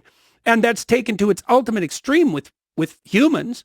And so, of course, women are going to want someone around that's useful because the cost of sex for them is an 18-year-old period of dependency with an infant. So I think the adventure comes first. Heroic adventure comes first. Well, it's complex because the other problem, let's say, with the Crumb Boys is that their mother was extremely pathological and they didn't get a lot of genuine feminine nurturance and affection. Oh, of course. So the family and society are not going to help you most of the time with a heroic adventure, right? They're going to be a barrier versus a catalyst. In good families, they're both because they put up constraints on your behavior. But I've interviewed a lot of successful people about their calling, let's say, because I do that with all my podcast guests. How did the path that you took to success make itself manifest? And the pattern's very typical. Almost all the people that I've interviewed had a mother and a father. Now, it's not invariant, but I'd say it's there 99% of the time. It's really high. And both of the parents, or at least one of them, but often both, were very encouraging of the person's interests and pathway to development. That's fascinating. I've heard you analyze it that way before, and I had a reaction to that idea because you focus on the positive of the parents. Yeah. I feel like it was maybe I see biographies differently, but it feels like the struggle within the family was the catalyst for greatness in a lot of biographies. Maybe I'm misinterpreting it. No. I don't think I think that's a reflection, maybe, correct me if I'm wrong, I think that's a reflection of that dynamic between positive and negative emotion. Like my son, for example, who's doing just fine. He's firing on all cylinders as far as I'm concerned. He has a nice family. He gets along with his wife. He's a really good musician. He's got a company. He's running well. He's a delight to be around. He was a relatively disagreeable infant. He was tough-minded. And he didn't take no for an answer. And so there was some tussle in regulating his behavior. He spent a lot of time when he was 2 sitting on the steps trying to get his act together. And so that was the constraint. But that wasn't something that was, it's an opposition to him away because it was in opposition to the immediate manifestation of his hedonistic desires. But it was also an impetus to further development. I mean, the rule for me when he was on the stairs was, as soon as you're willing to be a civilized human being, you can get off the stairs. And you might think, well, that's nothing but arbitrary, superego, patriarchal, oppressive constraint. Or you could say, well, no, what I'm actually doing is facilitating his cortical maturation. Because when a child misbehaves, it's usually because they're under the domination of some primordial emotional or motivational impulse. They're angry, they're overenthusiastic, they're upset, they're selfish, like it's narrow self-centeredness expressed in a immature manner. But see, okay, tell me if I'm wrong, but it feels like the engine of greatness, at least on the male side of things, has often been trying to prove the father wrong or trying to gain the acceptance of the father. So that tension where the parent is not encouraging, like you mentioned, but is basically saying, no, you won't be able to do this. So my observation as a psychologist has been that it's very, very difficult for someone to get their act together unless they have at least one figure in their life that's encouraging and shows them the pathway forward. So you can have a lot of adversity in your life. And if you have one person around who's a good model and you're neurologically intact, you can latch onto that model. Now, you can also find that model in books.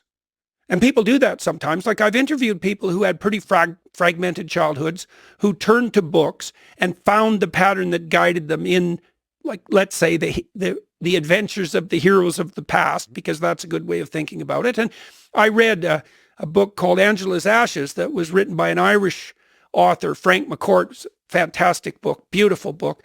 And his father was an alcoholic of gargantuan proportions. He just, an Irish drinker who drank every cent that came into the family, and many of whose children died in poverty. And what Frank did, is a testament to the human spirit, is he sort of divided his father conceptually into two elements. There was sober morning father who was encouraging and with whom he had a relationship. And then there was drunk and useless later afternoon and evening father, and he rejected the negative and he amplified his relationship with the positive. Now, like he had other things going for him, but he did a very good job of discriminating. And I mean, partly the question that you're raising is, to what degree is it useful to have a beneficial adversary? Mm-hmm. Yeah, and I mean, struggle-free progress is not possible. And I think there are situations under which where, you might be motivated to prove someone in your immediate circle wrong.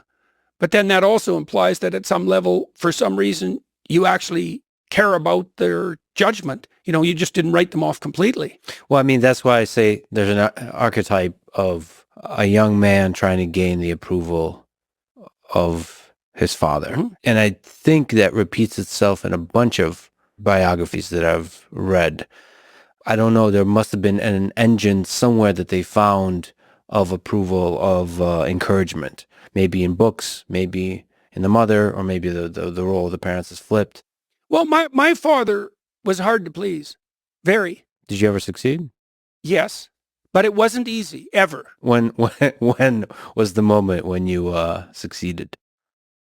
Pretty late, like 40, maybe later. Was it gradual or a definitive moment when a shift happened? My father was always willing to approve of the things I did that were good, although he was not effusive by any stretch of the imagination, and the standards were very high. Now, I was probably fortunate for me, it does bear on the question you're asking, is like, if you want someone to motivate you optimally, God, it's complicated because there has to be a temperamental dance between the two people. Like, what you really want is for someone to apply the highest possible standards to you that you're capable of reaching, right? And that's a vicious dance, because you have to have a relationship with your child to do that properly. Because if you want to be optimally motivating as a father, you keep your children on the edge. It's like you might not reward something in your child that you would think would be good in someone else because you think they could do better. And so my father was pretty clear about the idea that he always expected me to do better.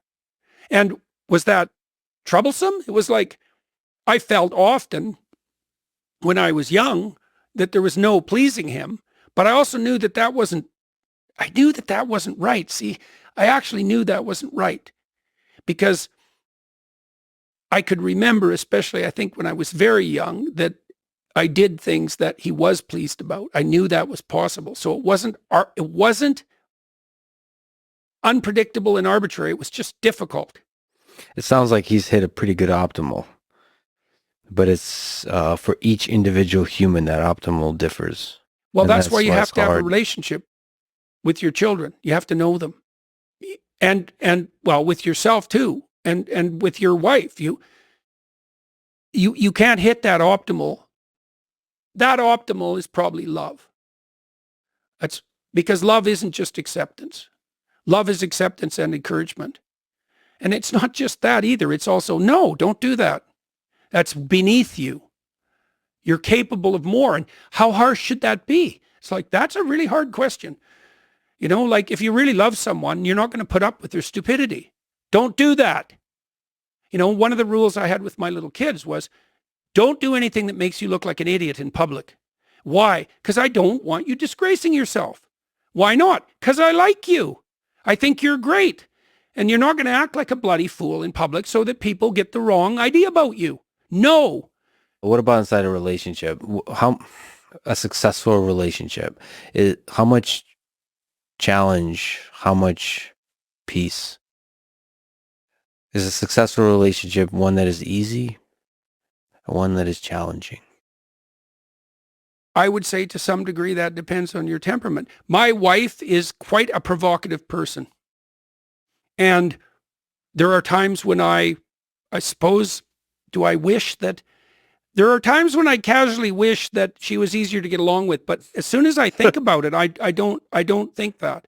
Yeah. Because I've always liked her. We were friends ever since we were little kids. And she plays rough.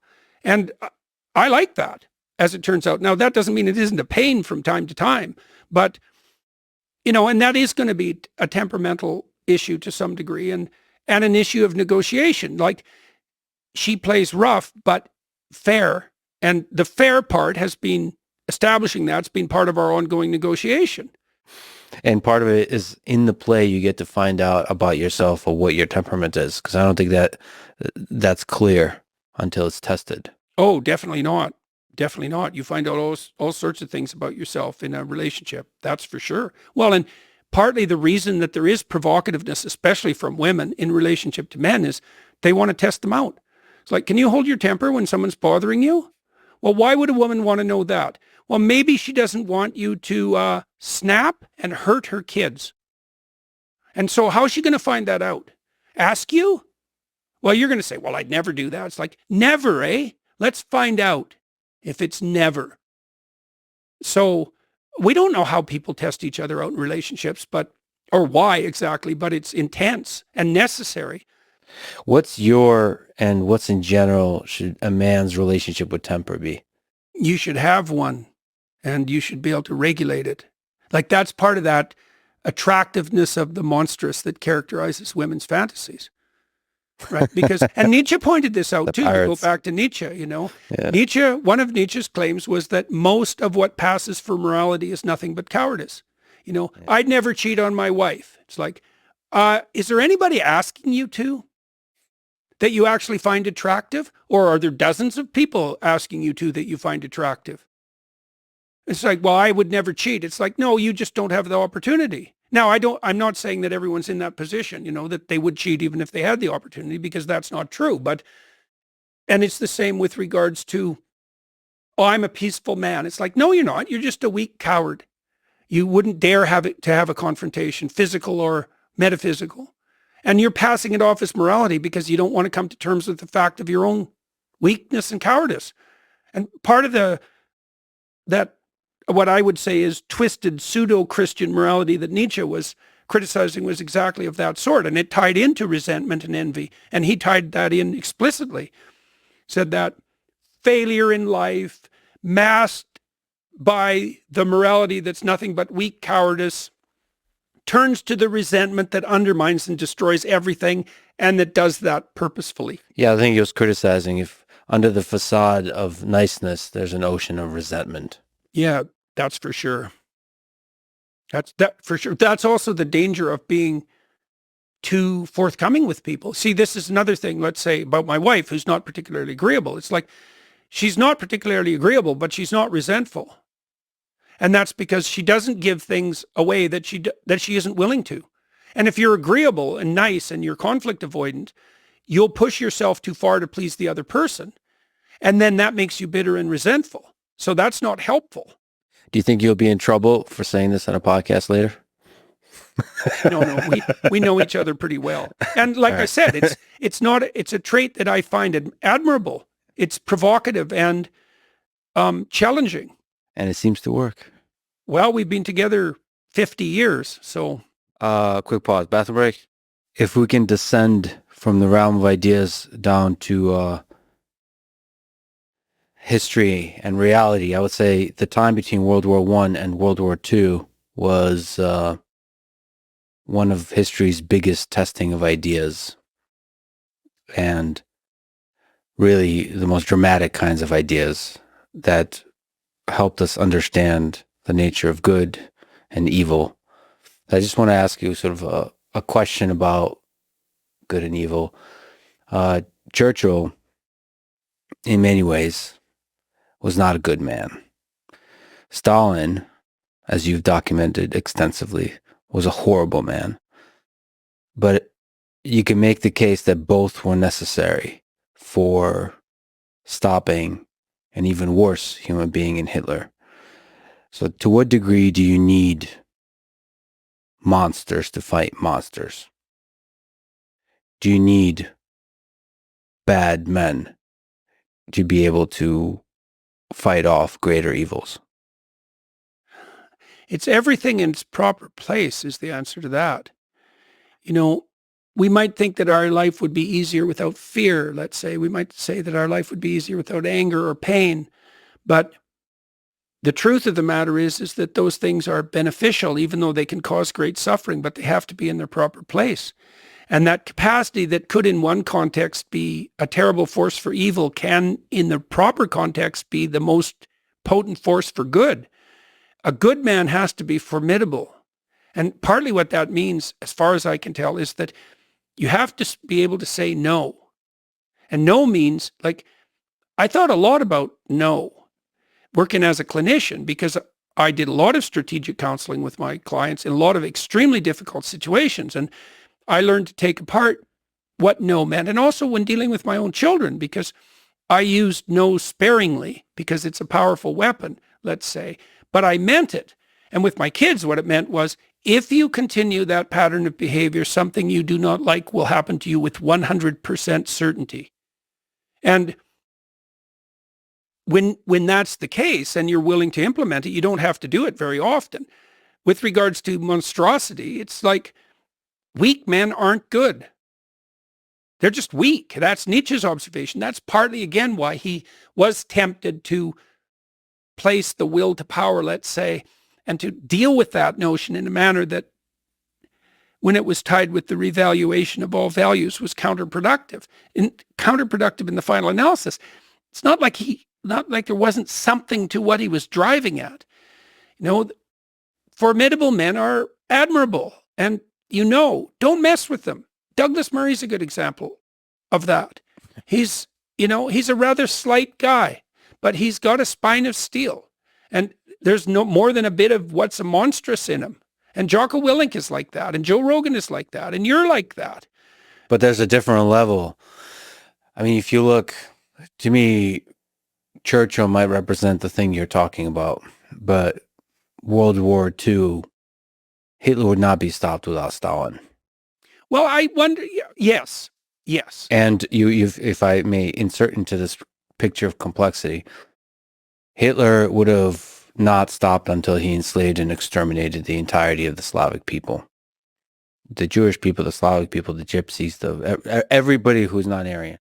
But then Stalin, in the mass rape of German women by the Red Army as they marched towards Berlin, is a kind of manifestation, the full monstrosity that a person can be. You can easily be in a situation. You can easily, unfortunately, find yourself in a situation where all you have in front of you are a variety of bad options. That's partly why, if you have any sense, you try to conduct yourself very carefully in life, because you don't want to be in a position where you've made so many mistakes that all the options left to you are terrible. And so you said, well, was it necessary to ally with Stalin? It's like, well, it's very difficult to second guess the trajectory of something as complex as World War II, but we could say casually, at least as Westerners have in general, that alliance was necessary. Now, I think the mistake that the West made in the aftermath of World War II was in not dealing as forthrightly with the catastrophes of communism as an ideology as we did with fascism. And that's especially true of the intellectuals in the universities. I mean, it was very common when I was teaching both at Harvard and at the University of Toronto for the students in my personality class, where we studied Solzhenitsyn, who's actually an existential psychologist in many ways and a deep one. None of them knew anything about the Soviet atrocities. None of them knew anything about what happened in Ukraine and the death of 6 million productive people. Had no idea that the communists killed tens of millions of people in the aftermath of the Russian Revolution. They know even less about Mao and the Great Leap Forward. Right. Which some estimates are 100 million people. Now, when your error bars are in the tens of millions, well, that's a real indication of a cataclysm, and nobody knows how many people died from direct oppression or indirect in the Soviet Union. 20 million seems like a reasonable estimate. Solzhenitsyn's upper bound was higher than that. And how do you measure the intellectual output that was suppressed and killed off? The number of intellectuals, artists and writers that were put into the productive gulags. Farmers, for that matter, and anyone who was willing to tell the truth. Right, absolutely. So, yeah, catastrophic. And so I think the West's failure wasn't so much allying with Stalin. I mean, it was Douglas MacArthur who wanted to continue. He thought we should just take the Soviets out after the Second World War. And they removed them from any position of authority where such a thing might be made possible. And people were tired. But was MacArthur wrong? Well, he certainly wasn't wrong in his insistence that Stalin was as big a monster as Hitler, or bigger. So the valorization of the leftist proclivity, the radical leftist proclivity, is the sin of the West, I think, more intensely than allying with Stalin. Tricky, nuanced topic, but if we look at the modern day and the threat of communism, Marxism in the United States, to me, it's disrespectful to the atrocities of the 20th century to call somebody like Kamala Harris a communist. Mm-hmm. But I see the sort of escalation of the extremeness of language being used.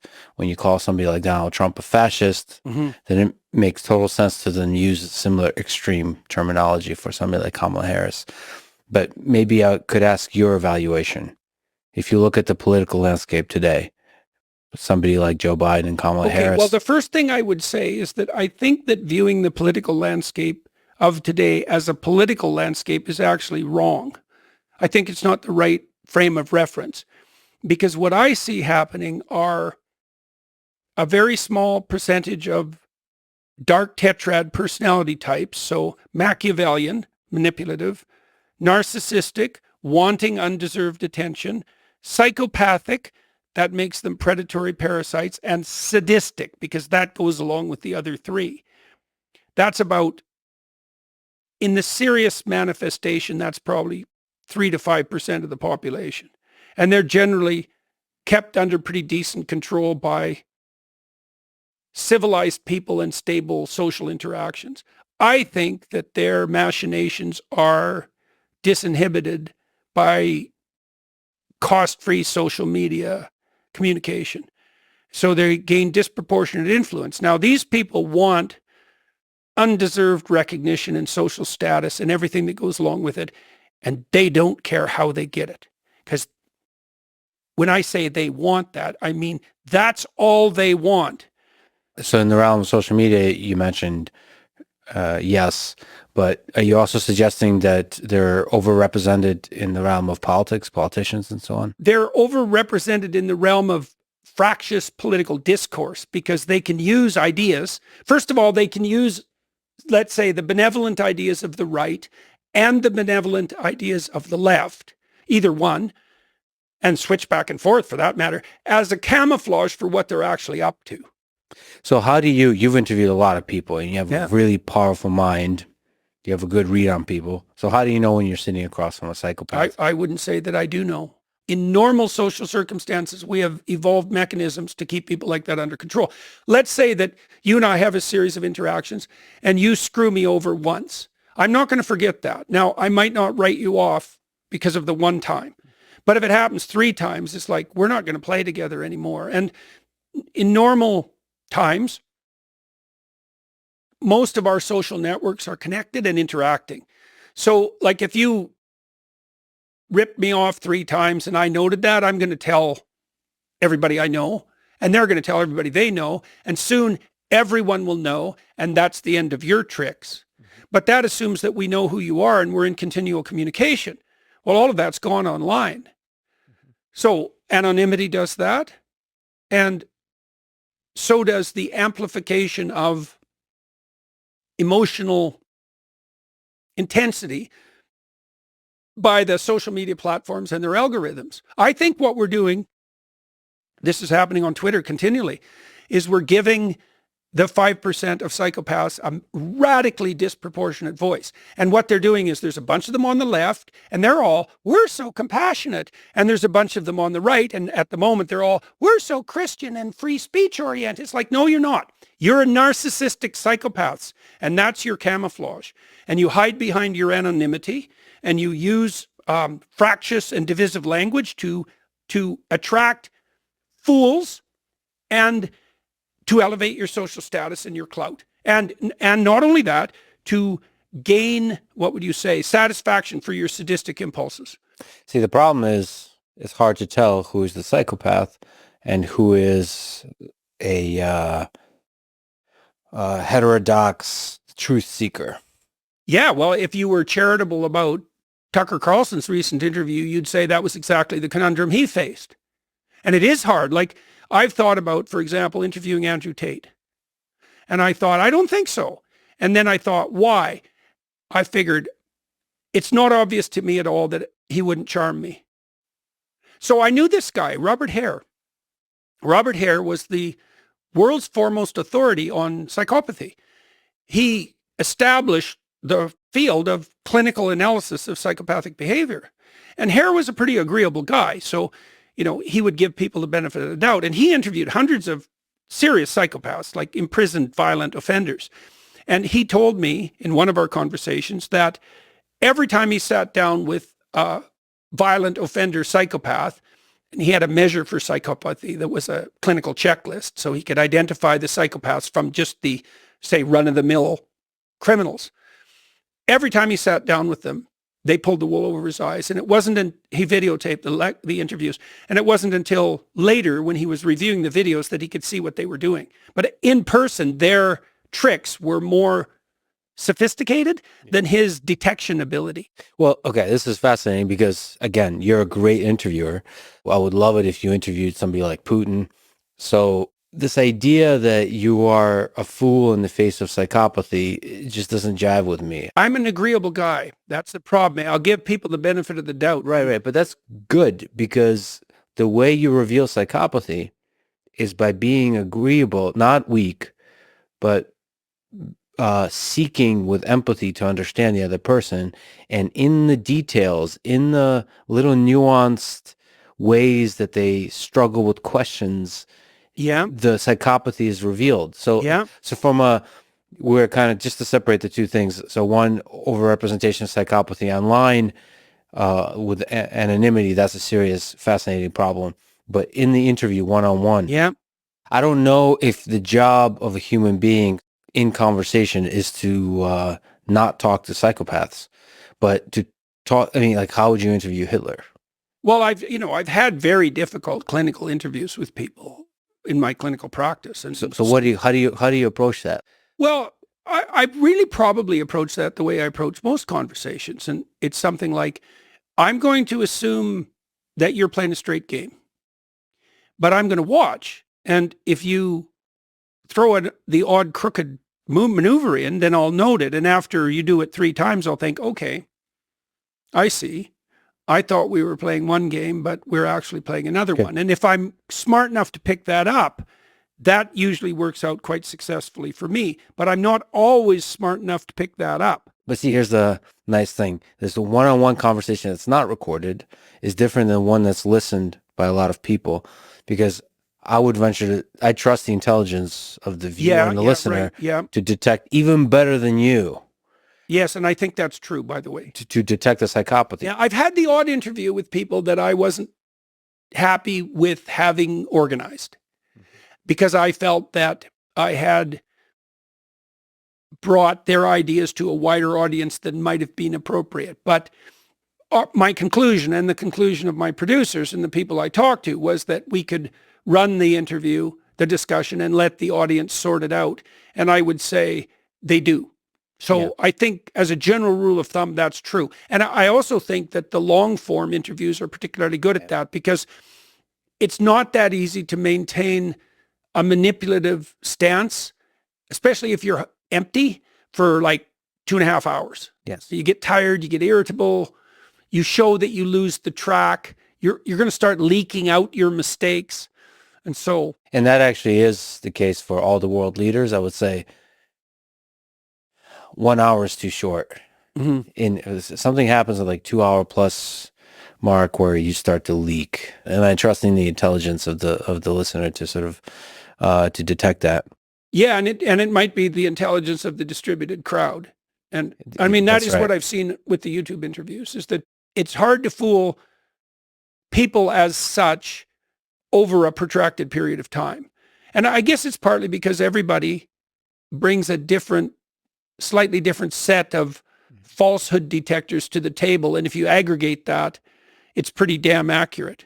But of course, it's complicated because ideas of Nazi ideology spread in the 1920s. There was a real battle between Marxism and Nazism. Oh, yeah. And I believe there's some attempts at censorship of Nazi ideology.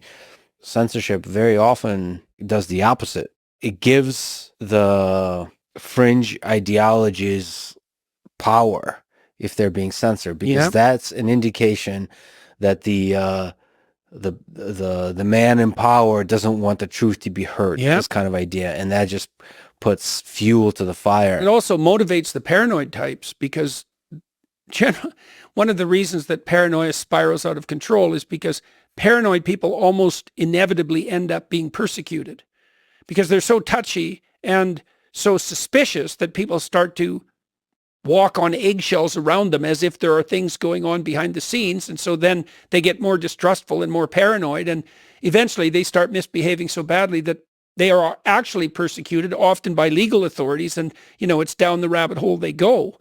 And so, Musk is betting on that to some degree, right? He believes that free expression on Twitter, X, will sort itself out and be of net benefit. And I follow a lot of really bad accounts on X because I like to keep an eye on the pathology of the left, let's say, and the pathology of the right, thinking, at least in my clinical way, that I'm watching the psychopaths dance around and try to do what their subversion. And it's an ugly place to inhabit, that's for sure. But it's also the case that a very tiny minority of seriously bad actors can have a disproportionate influence. And one of the things I've always hoped for social media channels is that they separate the anonymous accounts from the verified accounts. They should just be in different categories. People who will say what they think and take the hits to their reputation. Anonymous types, if you want to see what the anonymous types say, you can see it, but don't be confusing them with actual people, because they're not the same.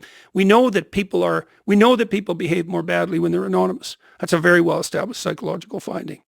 Well, and I think the danger to our culture is substantive. I think the reason that everything started to go sideways pretty seriously around 2015 is because we invented these new modes of communication.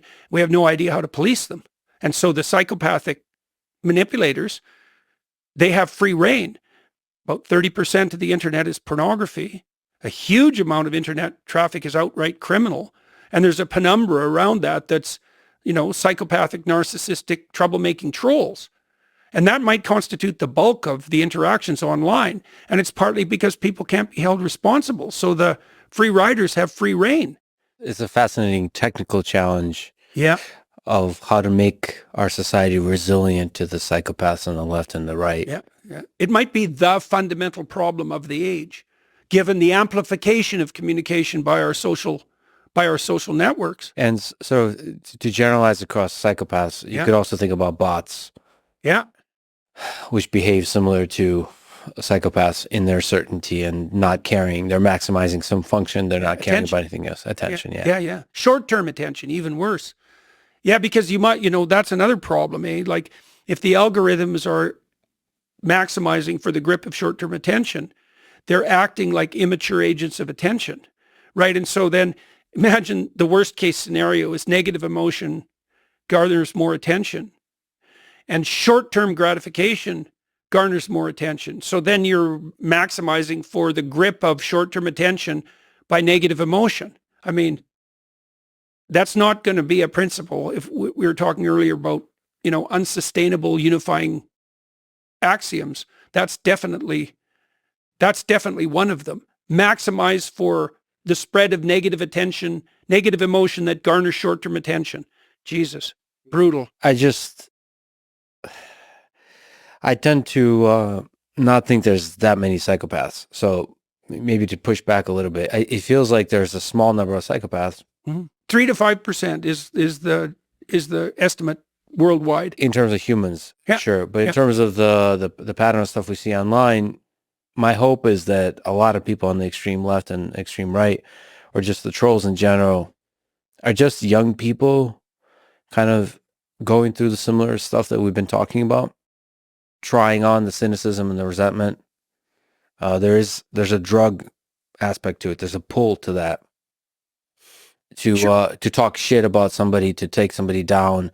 I mean, there is some pleasure in that. Mm-hmm. There's a dark pull towards that. And I think that's the sadistic pull. And I think a lot of people, I mean, you see, when you say sadistic, it makes it sound like it's a pathology. It's pleasure in the suffering of others. Right? But I just think that all of us have the capacity for that. All humans have the capacity for that. Yeah, some more than others, but everyone to some degree. And when you're young, you don't understand the full implications of that on your own self. Yeah. So if you participate in taking other people down, that's going to have a cost on your own development as a human being. Like it's going to take you towards the Dostoevsky's Notes from Underground, in the basement, cynical, all that kind of alone. stuff.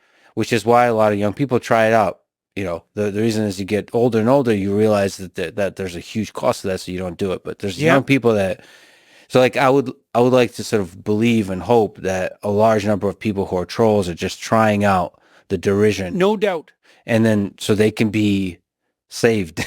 They can be helped. They can be shown that there's more growth, there's more flourishing to celebrating other people, and it actually and criticizing ideas, but not in the way of derision, LOL, but by formulating your own self in the world, by formulating your ideas in a strong, powerful way, and also removing the cloak of anonymity and just standing behind your ideas and carrying the responsibility of those ideas. Yeah, I think all of that is right. I think the idea that that's more likely to occur among young people, that's clear. People, as they mature, get more agreeable and conscientious.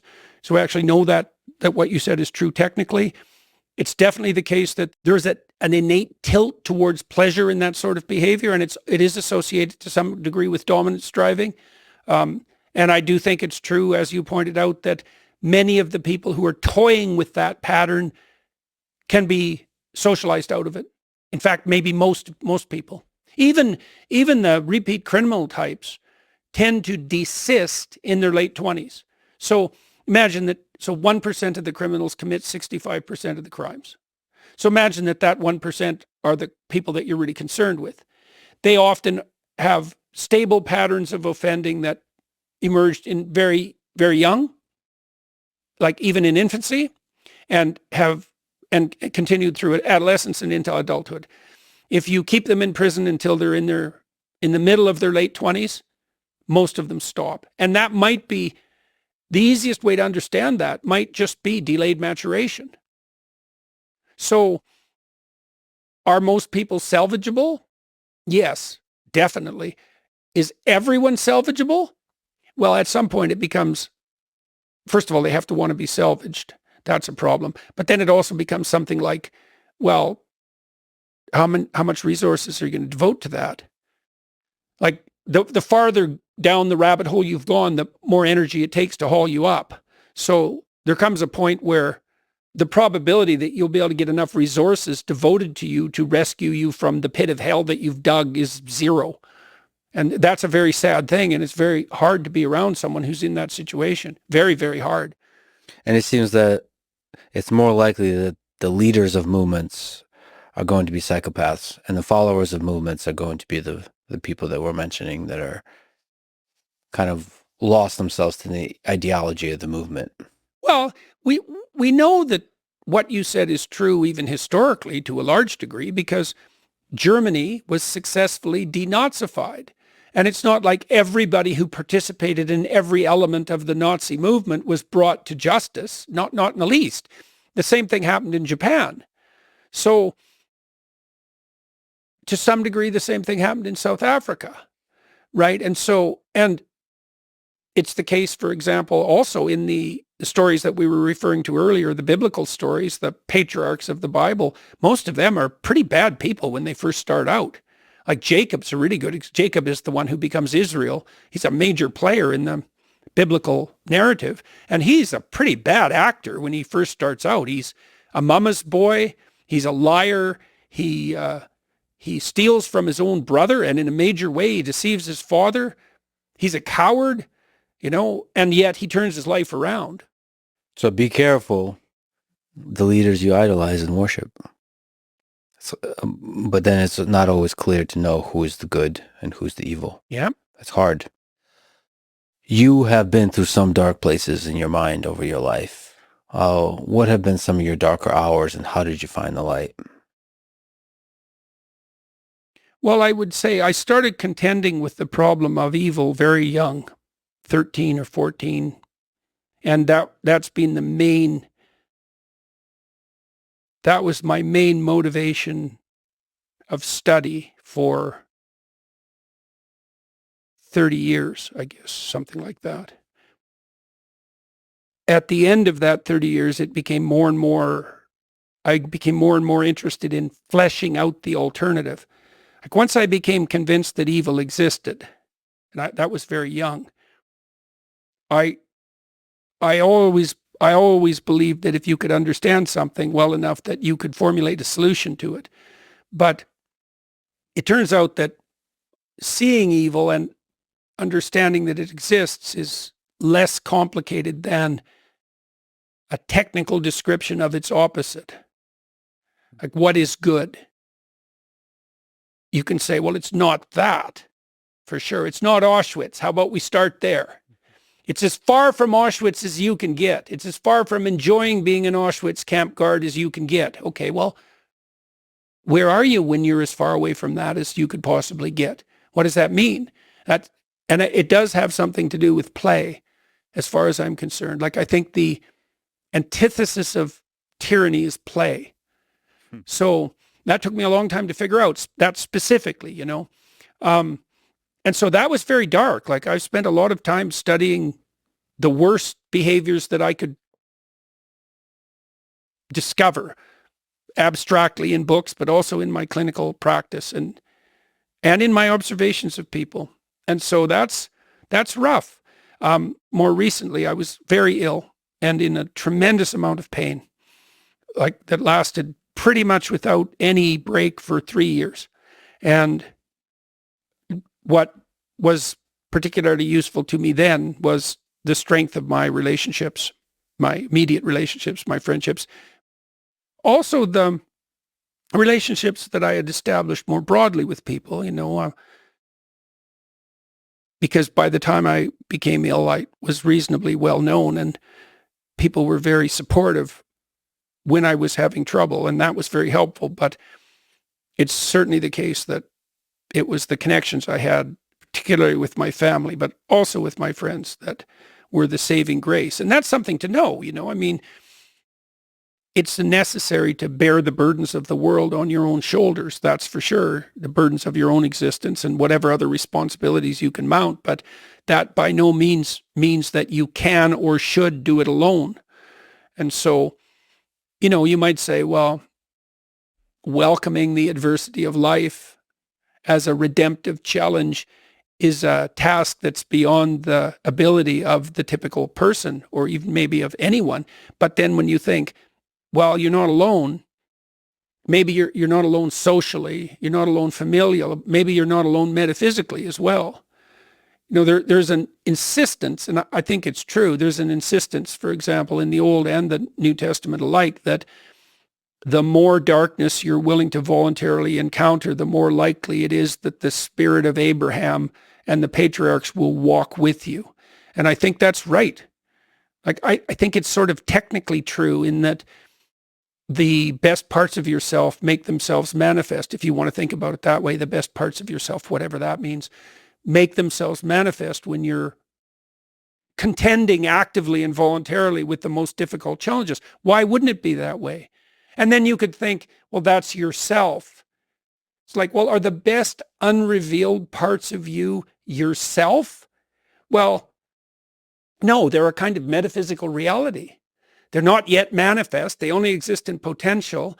They transcend anything you're currently capable of, but they have an existence. You could call that yourself, but like it was Jung's contention, for example, with regards to such terminology, that the reason we use the term self instead of God is because when God was dispensed with, let's say, by the processes Nietzsche described, we just found the same thing deep within the instinctive realm, let's say. We found it at the bottom of the things instead of at the top. It's like, it doesn't matter.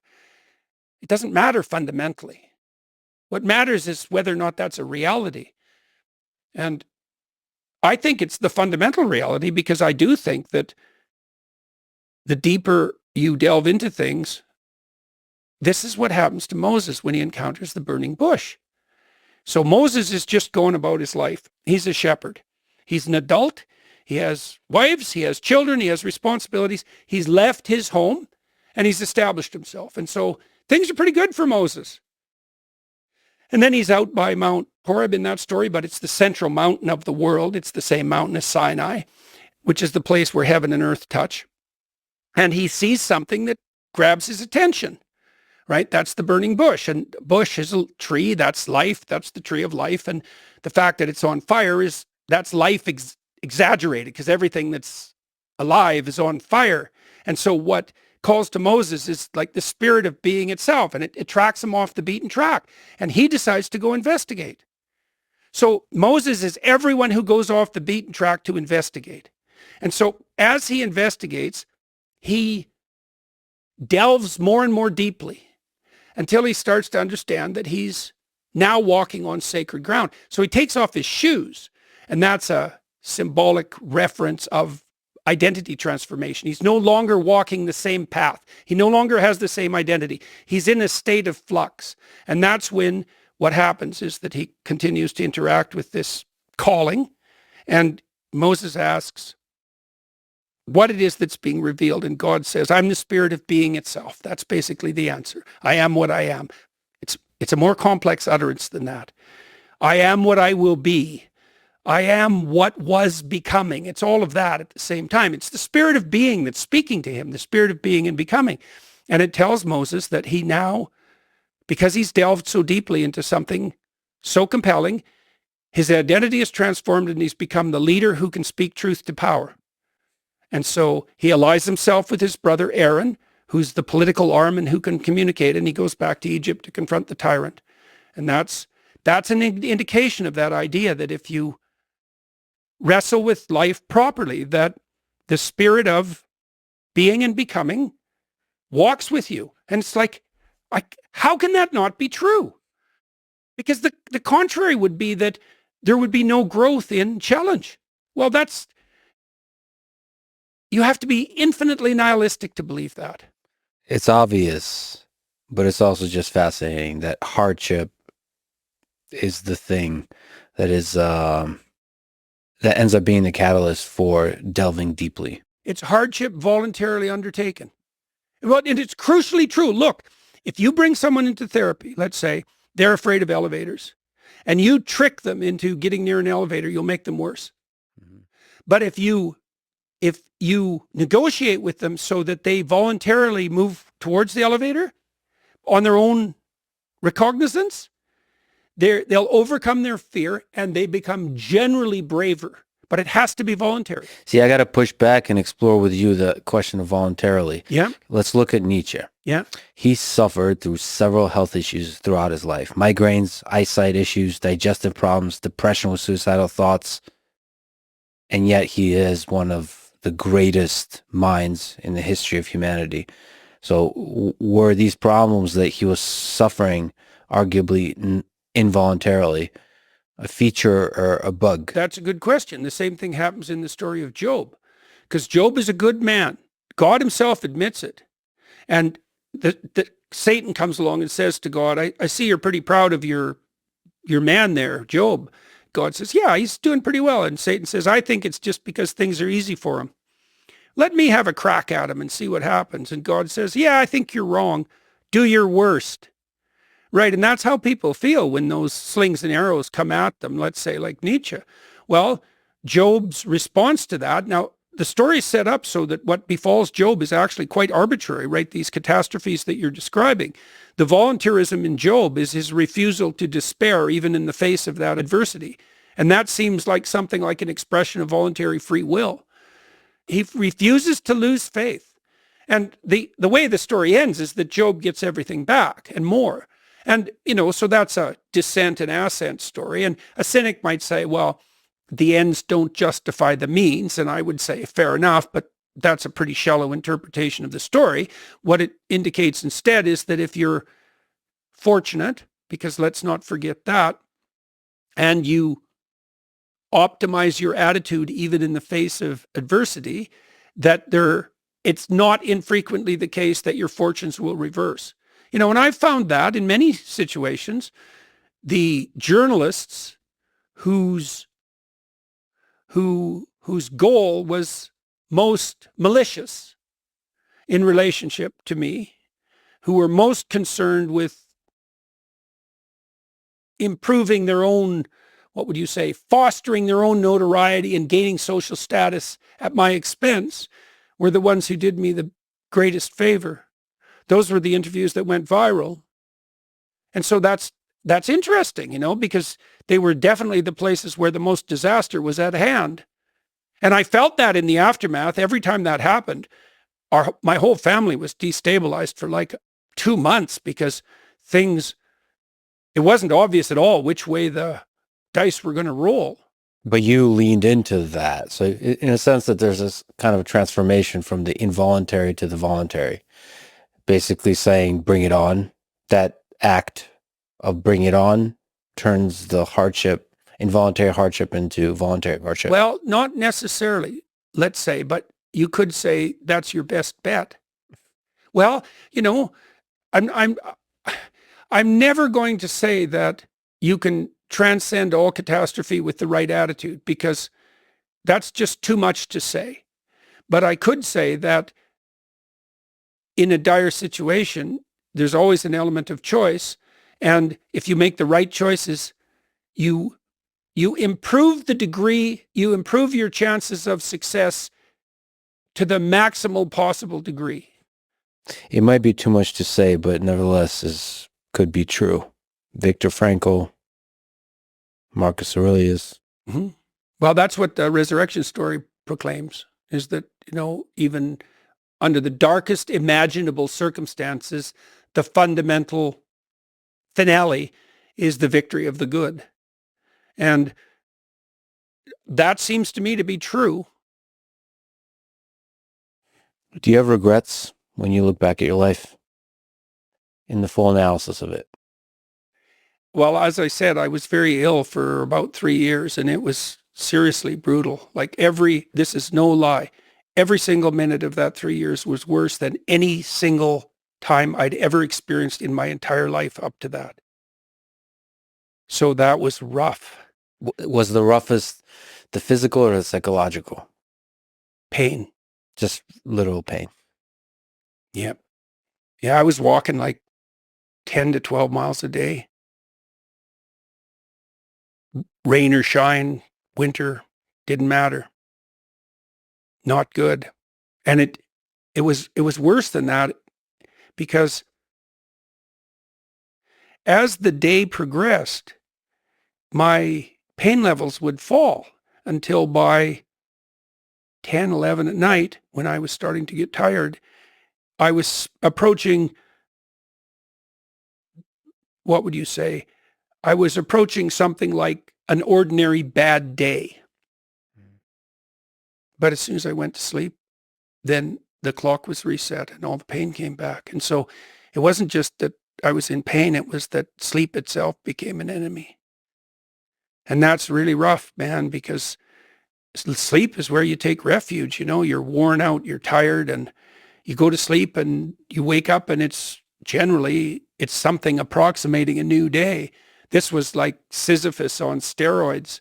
And it was very difficult to maintain hope in that because I would do what I could. Like there were times when it took me like an hour and a half in the morning to stand up. And so I'd do all that and more or less put myself back into something remotely resembling human by the end of the day. And then I knew perfectly well, exhausted, if I fell asleep, that I was going to be right at the bottom of the bloody hill again. And so after a couple of years of that, it was definitely the fact that I had a family that carried me through that. What did you learn about yourself and about the human mind from all of those days? Well, I think I learned more gratitude for the people I had around me. And I learned how fortunate I was to have that and how crucial that was. My wife learned something similar. She was diagnosed with a form of cancer that, as far as we know, killed every single person who ever had it except her. It's quite rare. And her experience was that what really gave her hope and played at least a role in saving her was the realization of the depth of love that her son in particular had for her. And that says nothing about her relationship with Michaela, with her daughter. It just so happened that it was the revelation of that love that made Tammy understand the value of her life in a way that she wouldn't have realized of her own accord. We're very, very, there's no difference between ourselves and the people that we love. And there might be no difference between ourselves and everyone, everywhere. But we can at least realize that to begin with in the form of the people that we love. And I hope I'm better at that than I was. I think I'm better at it than I was. I'm a lot more grateful for just ordinariness than I was, because when I first recovered, I remember first started to recover, I was standing in this pharmacy waiting for a prescription in a little town, and they weren't being particularly efficient about it. And so I was in that, standing in the aisle for like 20 minutes, and I thought, I'm not on fire. I could just stand here for like the rest of my life, just not being in pain and enjoying that. And, that would have been something that before that would have been, I would have been impatient and raring to go because I didn't have 20 minutes to stand in the middle of an aisle. And I thought, well, if you're just standing there and you're not on fire, things are a lot better than they might be. And I know that. And I think I remember it almost all the time. You gain a greater ability to appreciate the mundane moments of life. Yeah, definitely. The miracle of the mundane, right? Yeah. I think Nietzsche had that because he was very ill. And so I suspect he had it, and he was regarded by the inhabitants of the village that he lived in near the end of his life as something approximating a saint. He apparently conducted himself very admirably despite all his suffering. But that still, there's this tension, as there is in much of Nietzsche's work, between the miracle of the mundane, appreciating the miracle of the mundane versus fearing the tyranny of the mediocre. It's more the mediocre and resentful. Yes, but that's you giving him a pass or seeing the good. Well, fair enough, There's a kind of, the tyranny of the mediocre. I always hated this idea that some people are better than others. And I understand it, but it's a dangerous idea. This is why I like the story of Cain and Abel, I would say. Because Cain is mediocre.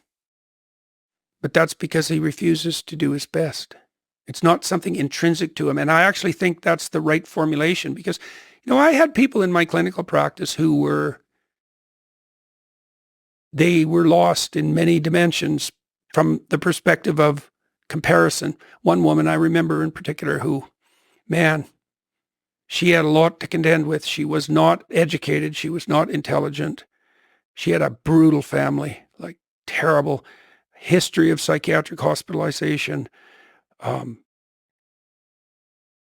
when I met her at a hospital,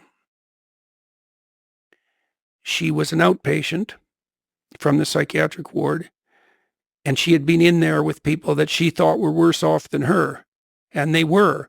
And that was a long way down. That was like Dante's Inferno level down. It was a long-term psychiatric inpatient ward. Some of the people had been there for 30 years. It made One Flew Over the Cuckoo's Nest look like a romantic comedy. And she had come back to see if she could take some of those people for a walk and was trying to find out how to get permission to do it. And so, better than other people. Some people are more intelligent. Some people are more beautiful. Some people are more athletic. Maybe it's possible for everyone at all levels of attainment to strive towards the good. And maybe those talents that are given to people unfairly don't privilege them in relationship to their moral conduct. And I think that's true. Like there's no evidence, for example, that there's any correlation whatsoever between intelligence and morality. You're not better because you're smart. And what that also implies is if you're smart, you can be a lot better at being worse. I think for myself, I'm just afraid of dismissing people because of my perception of them. Yeah, well, that's why we have that metaphysical presumption that everybody's made in the image of God, right? Despite that immense diversity of apparent ability, there's that underlying metaphysical assumption that, yeah, we all vary in our perceived and actual utility in relationship to any proximal goal, but all of that's independent of the question of axiomatic worth. And that preposterous as that notion appears to be, it seems to me that societies that accept it as a fundamental axiomatic presumption are always the societies that you'd want to live in if you had a choice. And that to me is an existence proof for the utility of the presumption. And also, if you treat people like that in your life, every encounter you have, you make the assumption that it's an assumption of it's radical equality of worth despite individual variance in ability, something like that. Man, your interactions go way better. I mean, everyone wants to be treated that way. Look, here's a developmental sequence for you. Naive and trusting. Hurt and cynical. Okay, well, is hurt and cynical better than naive and trusting? It's like, yeah, probably. Is that where it ends? How about cynical and trusting as step 3? Right, and then the trust becomes courage. It's like, yeah, I'll put my hand out for you, but it's not because I'm a fool. And I think that's right, because that's the reinstantiation of that initial trust, right, that makes childhood magical and paradisal. But it's the admixture of that with wisdom. It's like, yeah, we could walk together uphill, but that doesn't mean, and I'll presume that that's your aim, but that doesn't mean that I'm not going to watch. What's a better life? Cynical and safe, or hopeful and vulnerable to be hurt? Oh, you can't dispense with vulnerable to be hurt. That's the other realization. It's like you're going to stake your life on something. You could stake your life on security, but it's not going to help. You don't have that option. So what do you do when you're betrayed ultimately by some people you come across? Grieve and look elsewhere. do what you can to forgive, and not least so you lighten your own burden. Maybe do what you can to help the person who betrayed you. And if that all proves impossible, then wash your hands of it and move on to the next adventure. And do it again. Yeah, yeah. Boy, this life, something else. We've been talking about some heavy, difficult topics, and you've talked about truth in your Nietzsche lectures and elsewhere. When you think, when you write, when you speak, how do you find what is true? You know, Hemingway said, all you have to do is write one true sentence. Yeah. How do you do that? Well, I would say first that you practice that. It's like that question is something, and Hemingway knew this, at least to some degree, and he certainly wrote about it, is that you have to orient your life upward as completely as you can, because otherwise you can't distinguish between truth and falsehood. It has to be a practice. Now, and for me, I started to become serious about that practice when I realized that it was the immorality of the individual, the resentful, craven, deceitful immorality of the individual that led to the terrible atrocities that humans engage in that make us doubt even our own worth. I became completely convinced of that the fundamental root cause of evil, let's say, wasn't economic or sociological, that it was spiritual, just psychological.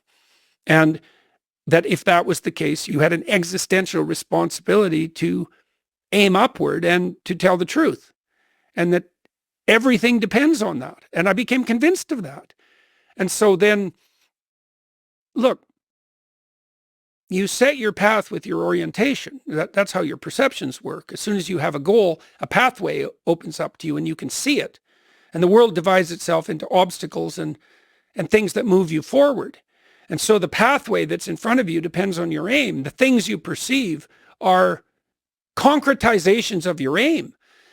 If your aim is untrue, then you won't be able to tell the difference between truth and falsehood. And you might say, well, how do you know your aim is true? It's like, well, you course correct continually and you can aim towards the ultimate. Are you ever sure that your aim is the right direction? You become increasingly accurate in your apprehension. Is it like part of the process to cross the line, to go outside the Overton window, to dip a toe outside the Overton window for a bit? Of course, that's what you do in part and play.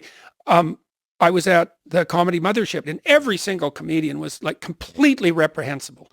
All they were doing was saying things that you can't say. Yeah. Well, but it was in play.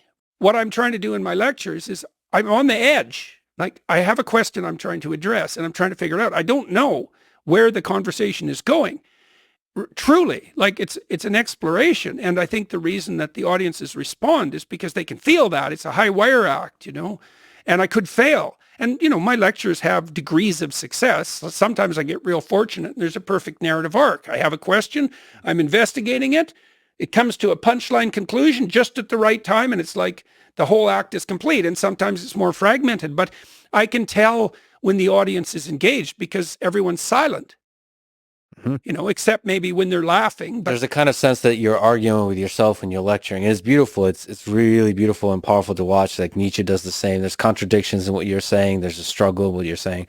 But I do think that when you're doing the same on the internet, you get punished for the deviations. You get punished for the exploration, especially when that explores outside the Overton window. Look, if you're going to play hard in a conversation to explore, you're going to say things that are edgy, right? That are going to cause trouble and that might be wrong.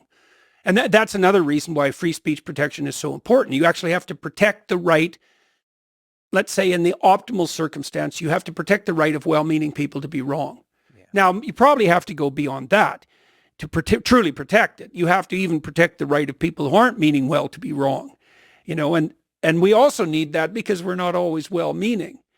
But I don't, the alternative to that protection would be the insistence that people only say what was 100% right all the time. I guess this is a call to our fellow humans not to reduce a person to a particular statement, which is what the internet tends to want to do. Especially if it's the worst thing they ever said. Yeah. Yeah, because God, well, anyone judged by that standard is doomed unless they're silent. But it also just makes you not want to play. Yeah, right. Not want to take sort of radical thought experiments and carry out Yeah, to well, a that's natural kind of the conclusion. definition of a totalitarian state. Yes. No one's playing in a totalitarian state ever. But in this case, it's an emergent one. Yeah. With psychopaths roaming the landscape. Yeah. Well, The barbarians. that might be the general pattern of totalitarianism. Well, in totalitarianism, there's usually one psychopath, not multiple. Yeah, but everyone else is complicit, at least in their silence. Yeah. Does the study of the pathology of psychopaths online wear on you? Yes, definitely. Do you ever consider doing less of that? Yes. Yes, definitely. But,